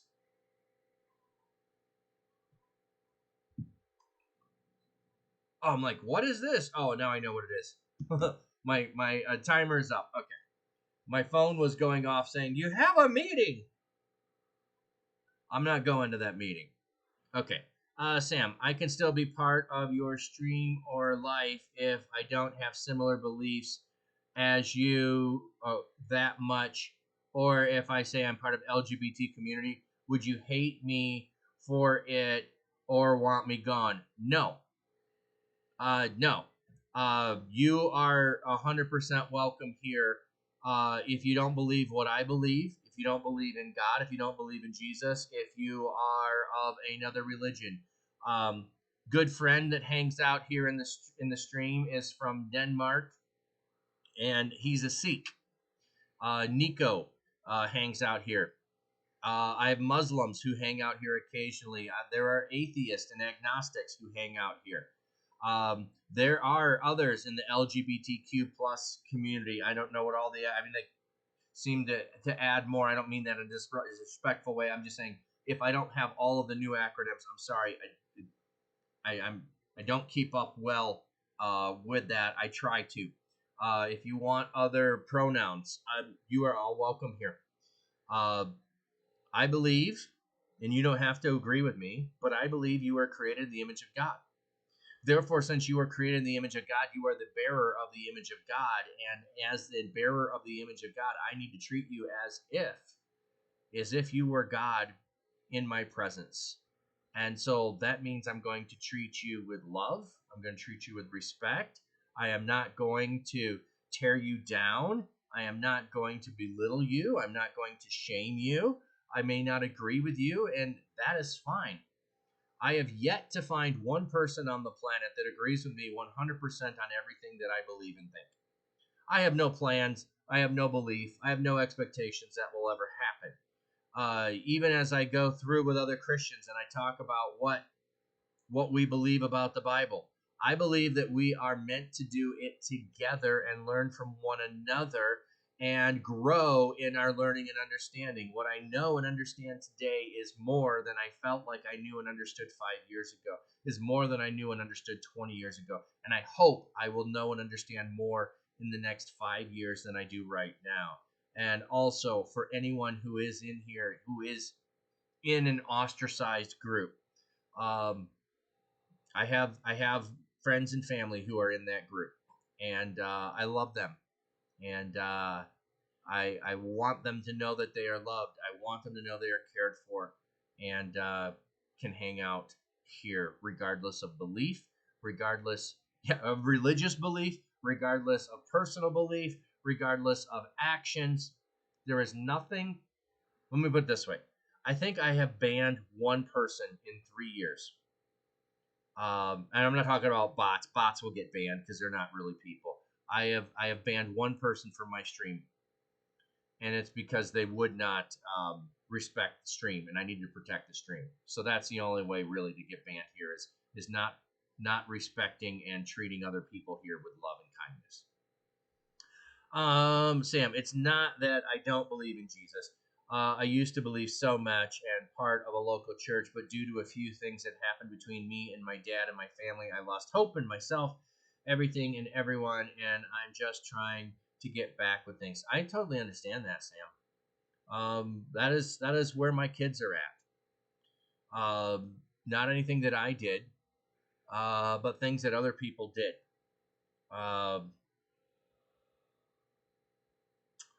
I don't share this often, but I feel like I should share this. Um, I had people in the church, and I don't know who it was because my kids didn't let me know, but made death threats against them. Of if I ever see you alone in the church or somewhere else, it will be the last time anybody sees you. Really intended death threats against them to keep them from coming to the church because they had a problem with my kid. So, yeah, I know exactly what you feel and you're going through. My family has experienced that. Sam, after 11 years, I was able to get myself to go back to this tiny chapel that they had a hospital. I was in, a chapel within a hospital. Okay. Yeah. After a long time, I felt calm and better for myself doing that. I'm glad you found a place of rest and hope and calm. Wade, I understand. I left church that tried to excommunicate my family, so I went to another church that was not as high control. Yeah. Yeah, I don't talk about that too often. Sunshine, it is awful. Uh, and the thing is I did not find out about it from my kids until I left that church, and then they shared with me, and I'm like, who was it? Because I wanted to follow up in the appropriate channels because I think that's a serious thing, and they're like, oh, we don't know. Well, we just blocked them, and so we don't see any messages from them. And I'm like, no, man, that was more serious. It needed to be reported to the authorities, but was not able to follow up on that. So I don't know who it was, but that's enough to get you banned. That's enough to get you banned from my channel. Threaten my family. And absolutely nothing that Jesus would do. I don't know how a person claiming to follow Jesus can do that. It's just mind blowing to me to think that you think you're following Jesus and that believe that's something you should do. Yeah, you can relate to that. I figured you would, Sam. That's the reason I would share it. I got that a lot too, and got beat up by some people when you got thrown in the street by your family. And what I thought of, yeah, and that's, yep. I had during COVID people telling me before that I should kick my kids out of my house. That during COVID, my unemployed kids should have been kicked out of my house. That's what they believed I should do as a pastor. And I'm like, Scripture says, if you don't take care of your family, you are worse than a non-believer. So I'm like, I don't know where you're getting this idea from. It is not from Scripture to kick your family out of the house. No, if you're not caring for your family, you're worse than a non-believer. My required love of my kids does not require them to love Jesus. I hope they do. It doesn't require them to love God. I hope they do. My love for my kids is dependent upon they're my kids. That's it. And I tell my kids, there's nothing you can do to make me love you less. I love that phrase. I picked that up somewhere from somebody. I stole it. I love it. There's nothing you can do to make me love you less. Just can't do it. I can be disappointed in you. I can wish you would have done something better, but my love is unconditional and it remains constant. MC, it's not right that church is trying to become the Gestapo on your comings and goings. That's etc. Yes. Um, yeah, and it was not endorsed by the church. That's why I said it was an individual in the church or individuals. It was not the full church doing that, because if they were doing that, it would have come out publicly and they would have confronted me with it directly, and that's not what happened. It was a few individuals in the church. Artsy, they will put you out of the synagogue. In fact, the time is coming when anyone who kills you will think they are offering a service to God. Yes, which is, by the way, what Paul thought he was doing. Sam, not all the time. You can report things to authorities. They either don't care or just say ignore and move on and stop trying to file charge. Oh, I know that. But a death threat seems like it needed to be reported. Also, I felt it should have been reported within my denomination as well. So they could have taken internal actions against the person. But regardless, it didn't happen. I can't do anything about it. And I don't share that often. I only shared it because I felt like, Sam, it would connect with where you have been treated poorly. And I understand that circumstance. Oh, MC, yours was in response to Wade. Okay. Gotcha.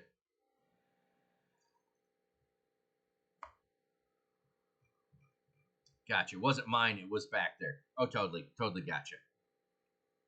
That's okay. It was just there was enough comments in between. I didn't make the connection. I thought you were commenting on something else. All good, MC. Okay. You began your journey to become a Berean after that. Yeah. Well, I'll say that whole circumstance began my journey into Twitch streaming. Not my journey into digital, but just my journey into Twitch streaming came because after all of that, I was sitting on the couch with PTSD from those circumstances, watching Pastor Brock VR stream on Twitch. I knew him IRL, and I started watching him because I was feeling sorry for myself, rightfully so. I was depressed, rightfully so, dealing with the trauma that I had endured, and I found hope watching him and other streamers online. And then he kept saying, go follow him because he's going to stream. For 6 months, he kept saying that, and I kept saying, why would I want to do this? I'm not going to stream. What would I stream? And here I am 3 years later. Back, but work lurking. Thanks, Babsteel. Sam, I got told I'll be accepted easy with no much issue if I convert myself and become heterosexual or straight and get realistic, and even tried to buy, didn't feel better doing it. No. I totally understand that, Sam. The thing is, in my humble opinion, your journey between you and God is your journey between you and God.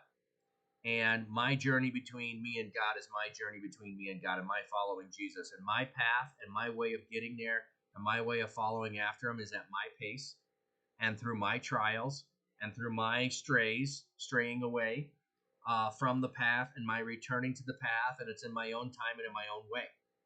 And how dare I tell you how your path is going to go and the pace at which you need to journey. I just want to encourage you to seek Jesus, to look to Jesus, and try to follow Jesus in the way that you can right now. And I hope in 10 years, the way you can will grow. Does it have to grow at the same pace in the same way? No. I just want it to be that way. I want you to see that God loves you, that Jesus loves you, that in his word he shares love with you, and that you fall in love with the Bible and you're willing to read it with others and engage it no matter where you are. And if you never change, Sam, I won't change my opinion of you. So that's all I can do. Yes, Papsio, amen. It's about relationship, not religion. 100%. Artsy. Who we are attracted to is not sin. Our actions are based on that may or may not be a sin. Yes. Yeah.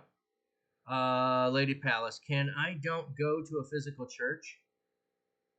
Yeah, you know what? I don't think there's any requirement to go to a physical church. What it talks about is assembling yourself as believers. If you are at a digital only church, and there are reasons why that is, they can be physical reasons, they can be physical barriers, they can be emotional barriers, they can be mental barriers, and you are gathering together with believers and growing in Christ, like a stream like this, or ukulele stream, or going to like a digital church. Great, do that. If you also go to a physical church, great, do that. Do where God is leading and calling you. I don't have any problem with you don't have any place you call your church home. You don't have a physical church to go to. I don't currently have one myself. I'm not currently working at a physical church. So the believers gathered together is what they did daily in Solomon's in the temple. They gathered daily in the temple to lift up, encourage one another. That's what I believe we're supposed to do. Lift up and encourage one another. Studying, devoting themselves to the apostles' teaching, the breaking bread, and encouraging one another. That's a church. That's church. Now, we're not breaking bread together. But metaphorically, we are building relationships with one another. And that's what I think happens when you break bread. You're building relationships. We're building relationships with one another in this space and in Discord and in other places online. And you're going to have deeper relationships with other people than me. That's great. As some of you, I'm going to be the one you have a deep relationship with. That's great. But no, you don't have to have a physical church, in my opinion. Because, and this is one of the things, Paul wrote to the church in Romans before ever visiting the church in Romans. So his letter was the relationships. There used to be this thing called pen pals that you would write letters to people. Now you might do it over email. You might do it with, you adopt a child in another country and you send messages back and forth, and you'll never physically be in that country, and that kid will never come to your country. Do you have a relationship with them? You betcha. Is it a real relationship? You betcha. Is it a physical present relationship? No. It's still real. And the love you have for each other is still real. So, besides that, different churches, different denominations will figure out how to do things and what they call things. I don't care what you call things. There are people that if I like talk about what I do in my stream, you could call this a church. I don't want to call it a church. There's no elders, there's no deacon, there's no oversight. There's just me and the Bible. And so I don't want to call it a church. But if from the standpoint of it's believers gathered together and people far off from God too, and people trying to check out God again in a safe way, then you could call us a church. I don't care if you do. I don't hide that I'm a pastor. That's why I have pastor in my name. I'm not saying everyone who does or is a pastor needs to have it in their name. I just felt like if I didn't, I would be baiting and switching people. I also was going to be streaming the Bible, so it just was like easier to put that out there in front of everybody.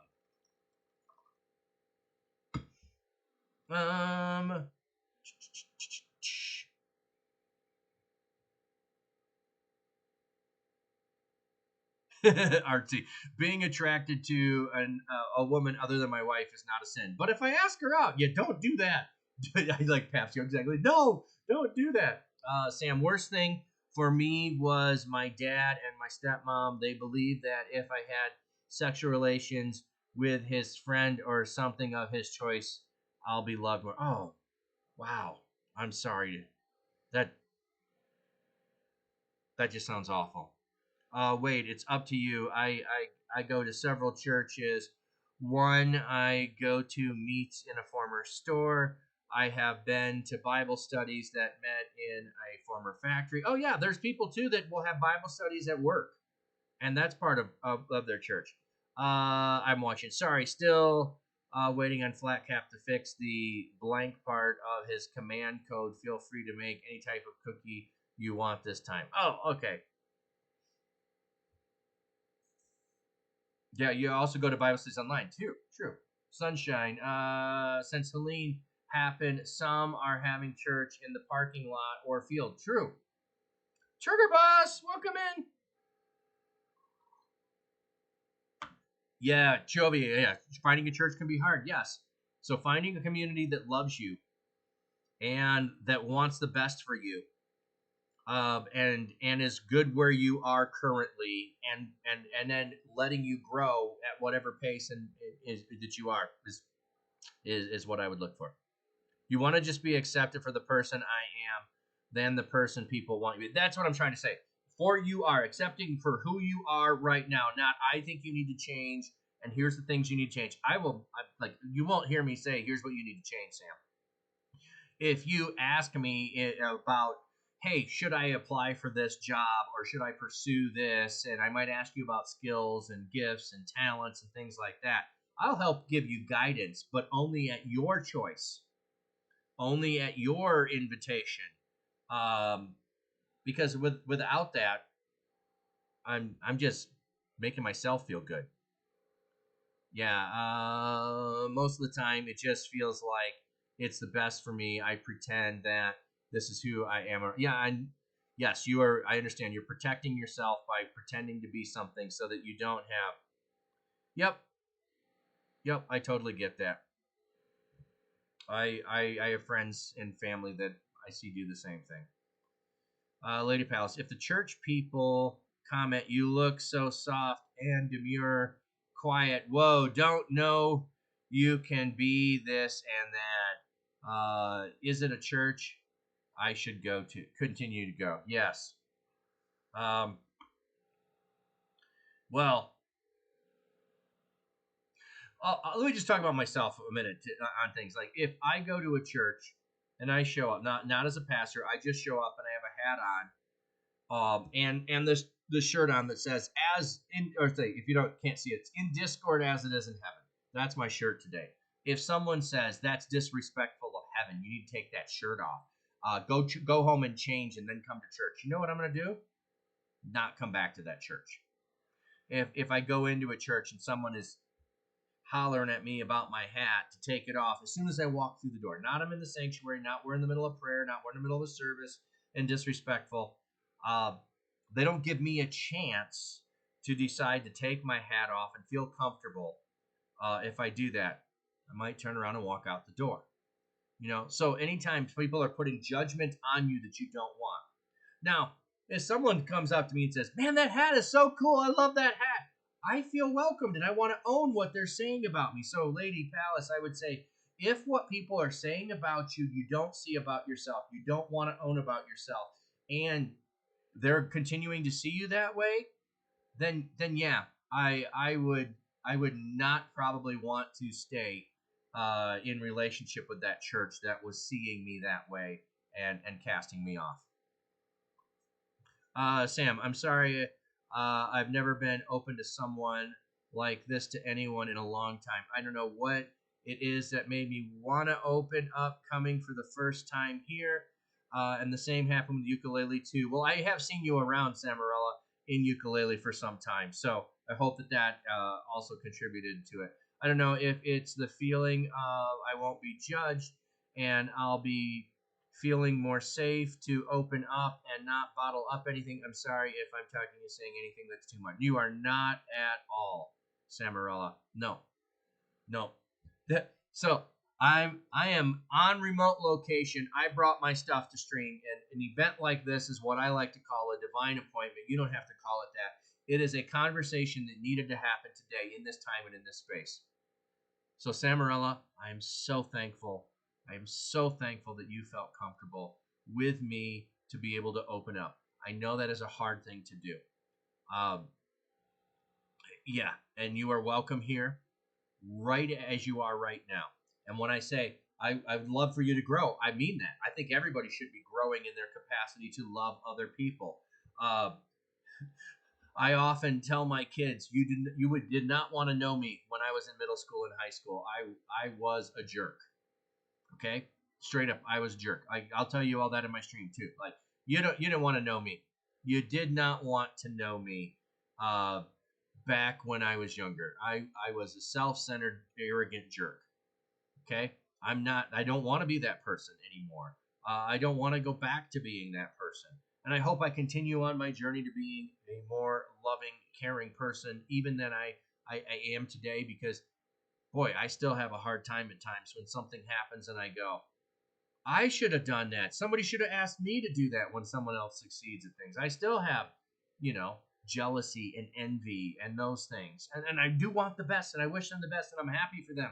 But then I also go, but you could have asked me. I want to be to the point where I don't ever have those thoughts of you should have asked me, and being self-centered in that way. So, Sam, I'm so glad you're here today.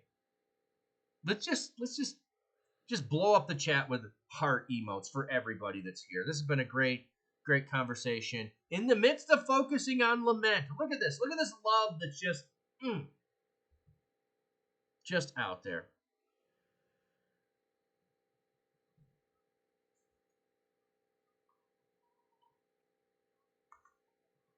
All right. I think I have this.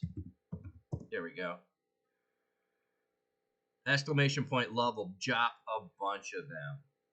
Okay.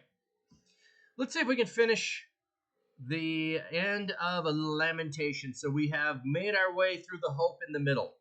And then despite the hope in the middle doesn't change circumstance. Despite the hope in the middle, it doesn't change the circumstance of life. You're still in the circumstance. It doesn't make it go away. So while we're all expressing love for you, Samarella, here, it doesn't change the circumstance with your family. It doesn't change the circumstance with your health. It doesn't change any of those things. It just lets you know you're not alone, and we're here to give you encouragement. 1 John 4:8. Pop, pop. The one who does not love does not know God, because God is love. 100% there. Sam, when I first came to ukulele stream and even yours, I felt really scared about what people might feel about me or say to me because it's online, but I feel like I don't have to be scared. Yeah, and I'll tell you, there are safe streamers and safe Christian communities online where you don't have to be scared. There are others where you might need to. So I understand the caution and the protection of yourself. I try to hang around with as many of those as I can. If you're looking for churches that are going to be in that space and pastors who are in that space who are going to love you, I can certainly share more with you.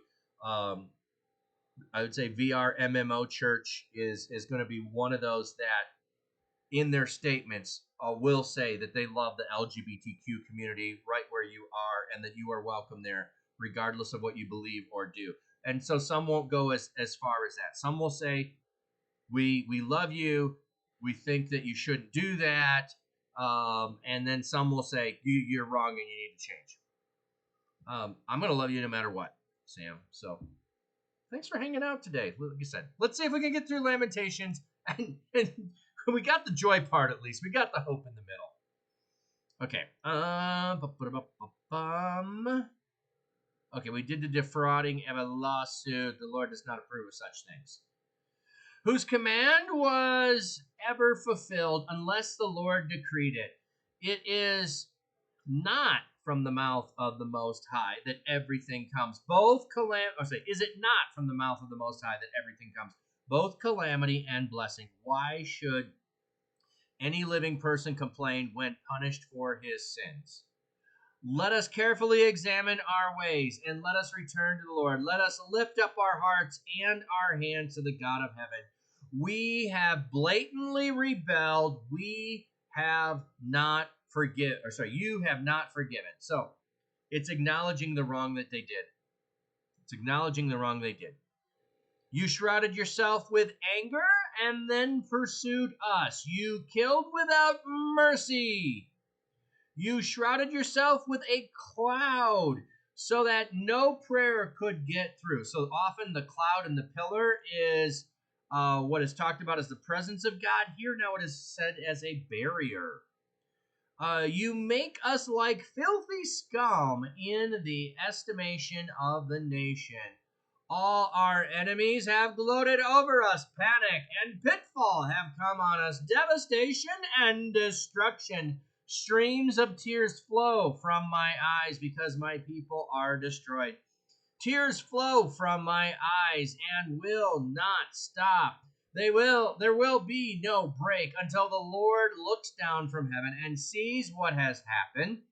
What my eyes see grieves me, all the suffering of the daughters in my city.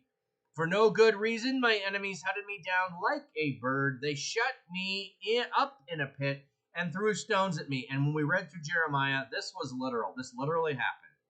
The waters closed over my head. I thought I'm about to die. That part's metaphorical. He was in a cistern, but it was filled with mud. I have called on the name of the Lord from the deepest pit. You heard my plea. Do not close your ears to the cry for relief.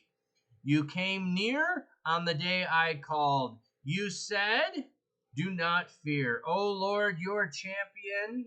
So you championed my cause. You redeemed my life. You have seen the wrong done to me, O Lord. Pronounce judgment on my behalf. You have seen all their vengeance, all their plots against me. You have heard their taunts, O Lord.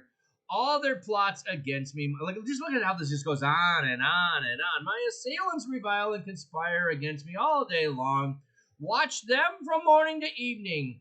I am the object of their mocking songs. Pay them back what they deserve, O Lord, according to what they have done. Give them a distraught heart. May your curse be on them. Pursue them in anger and eradicate them from under the Lord's heavens. All right, so that's the plea going up to God in the middle there. Sam, I owe you and ukulele in your community so much, and I know that you'd say that I don't, but I really like that. Thank you so much for helping me get everything out. You are so welcome. Again, I'm sorry if I'm venting too much. No, this is exactly why I'm on stream. This is exactly why, is to help people find hope, to be able to deal with things, to find a safe community and a safe place to talk about life. I do it by focusing on scripture, on God's word, because in it I find the words of hope and life. And so, Sam, you are so welcome. You are so welcome.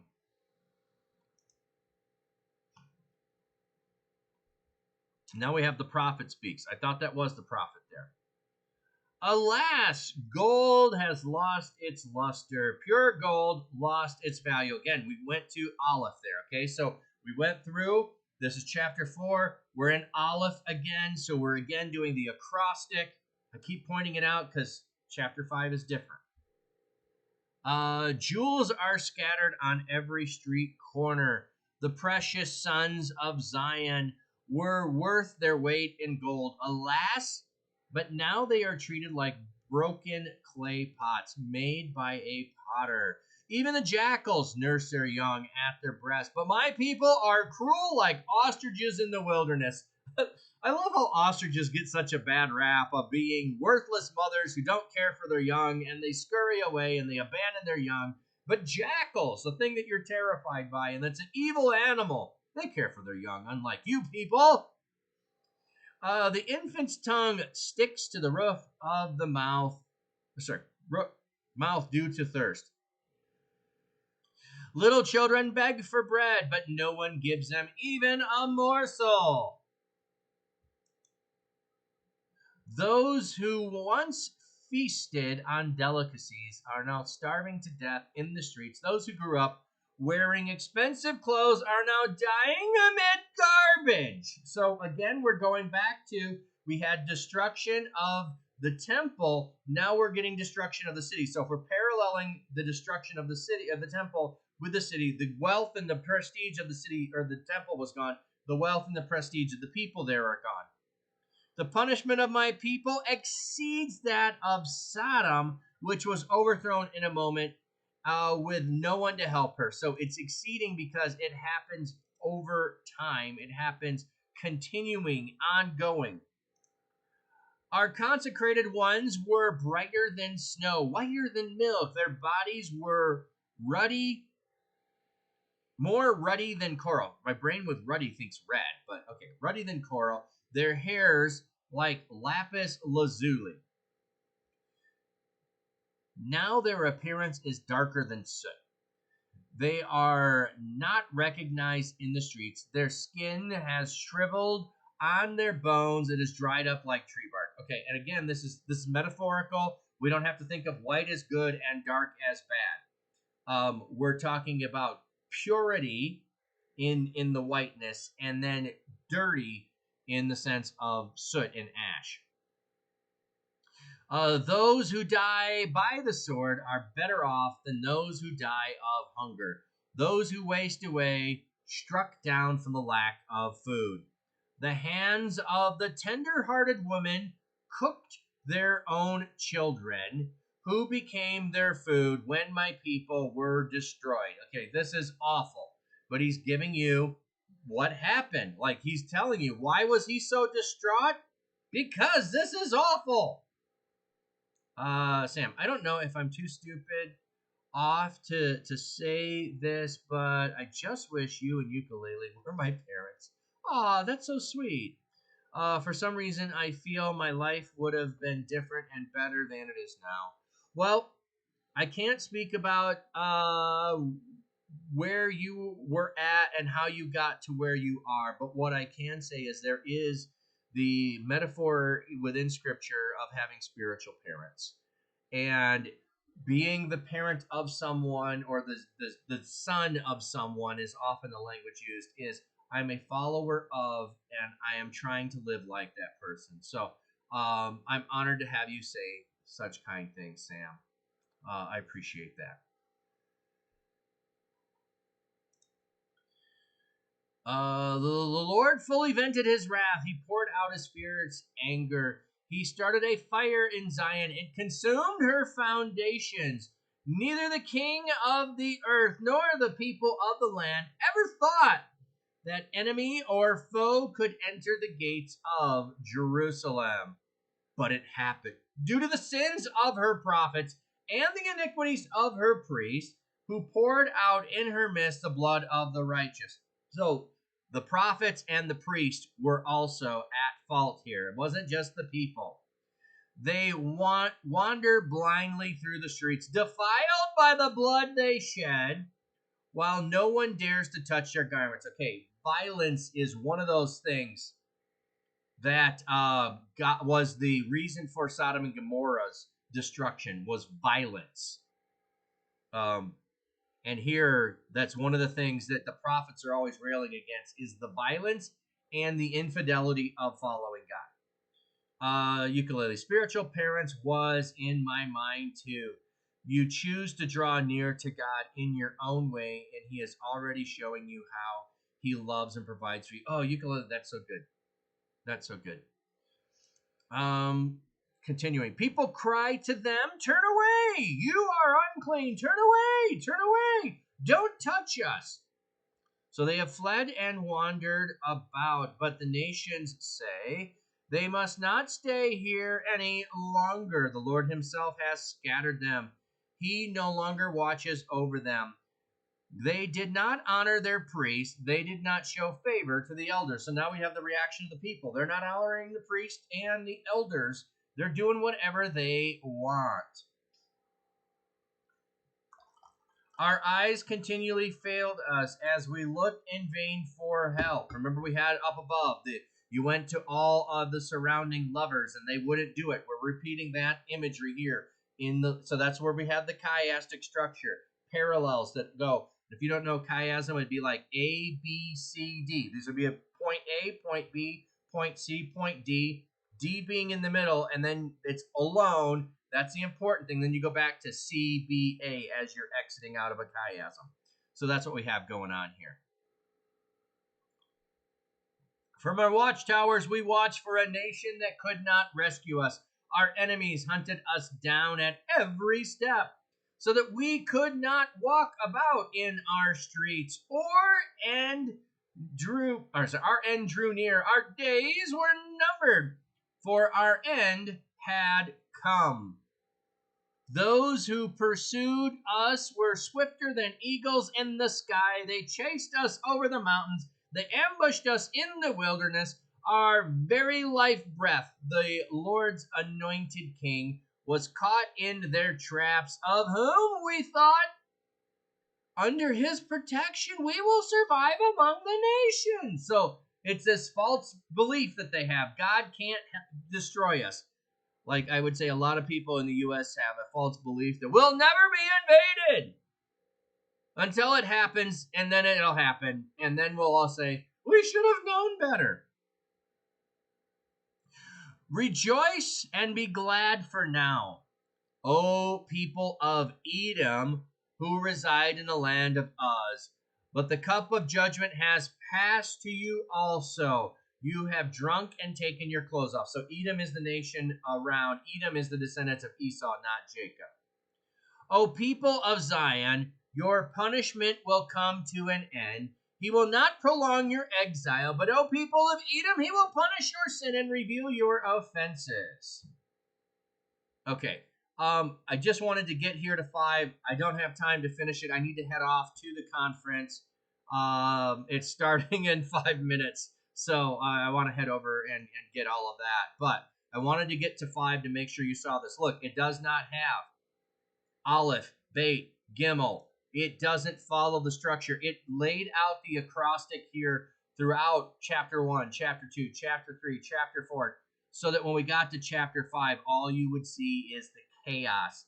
This is going to be everything overlapped in a disorderly fashion of things coming about there. So we're going to end it there for today. I thought we might be able to get through all of it. I'm not sad that we didn't. We had a great stream today. So let me... And we'll finish Lamentation well, I don't know when we'll finish it. We'll finish it at some point. We'll have just one chapter to finish it. Sam, I've been through domestic abuse situation for a long time. It's one thing I remember the most in life. It took 6 years to get away from someone called CPS. I felt like I lost everything at first, and though it's just my fault and I'm the one to blame, but I gradually worked on myself to get away from it. I'm thankful that you did. Thankful that you did. I have sadly had to call CPS on circumstance of abuse in a home before, and yeah, it's not good. I'm glad that you are much better and you got some help and relief there. And if anyone physically assaults you, just because they're a parent doesn't give them the right to do that. If they're your spouse, it doesn't give them the right to do that. No, you don't have the right to hit someone or verbally assault them just because you are a parent or just because you are a male. That is bunk. It's baloney. Sure, I could find a scripture to back that up. It's baloney. I can also find a scripture that says slavery is a good thing because I read it a certain way and I don't read the context and I only bring it in and I say, see, there was slavery in the Bible. That means it's okay and it's good. No, it's not. It's not. So just because I can find something to support myself in the Bible doesn't mean I'm taking it out in context and that's a true endorsement of it. So no, anyone that tells you that they're selfish and they are power hungry and they don't want to lose it. And yeah, so don't mean to go off on that, but those kinds of things set me off a little bit. So, all right, let's find someone to raid, and then I will give you a blessing. And don't know when I'll be back. But this was so good today. Thank you, Ukulele, for the raid. Thank you for coming in with that. appreciate it so much.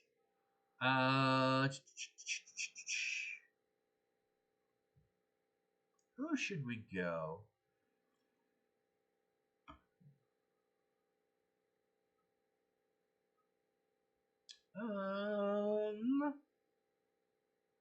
Okay, they're up, but it doesn't look like they are there. Oh, okay, that's a nice peaceful place. And they just started. How many do they have viewing? Or we can go do some music. Nah, let's go there. Let's go there.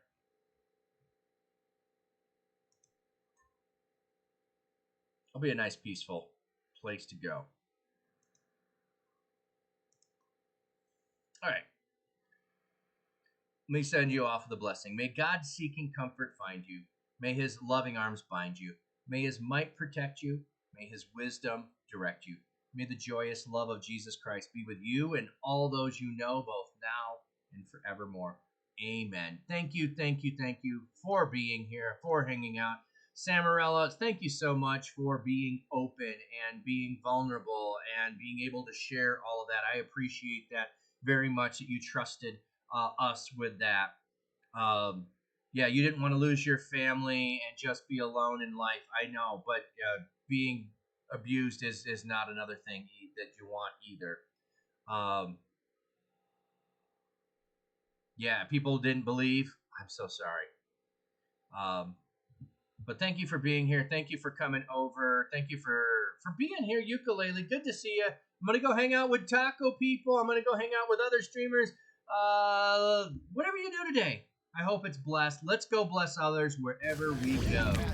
Dashing through pages, chronicles, gospels, prophets, sages, Leviticus laws to Paul's fine phrases, turning them corners, no spiritual mazes, Genesis to Revelation, self-divine, flipping scripts, endless grace you'll find, Psalm singing sweet unbroken lines, hitting that rhythm, wordplay refined. Anybody in here blessed? I'm blessed. Anybody in here blessed? I'm blessed. Bible in 1 year, we don't rest. Anybody in here blessed? I'm blessed. Wake up early, the dawn's light shimmers. Spiritual breakfast, soul food dinners. Isaiah's vision, Ezekiel's figures. Walk through the fire, no one limbers. Kings and judges, prophets profound. Plow in the word, no mythical ground. Verse after verse, wisdom's bound. Heavenly soundtrack, soul's urban sound. Anybody in here blessed? I'm blessed. Anybody in here blessed? I'm blessed. Bible in 1 year, we don't rest. Anybody in here blessed? I'm blessed. No shortcuts, all divine routes. Listen to the whispers, no room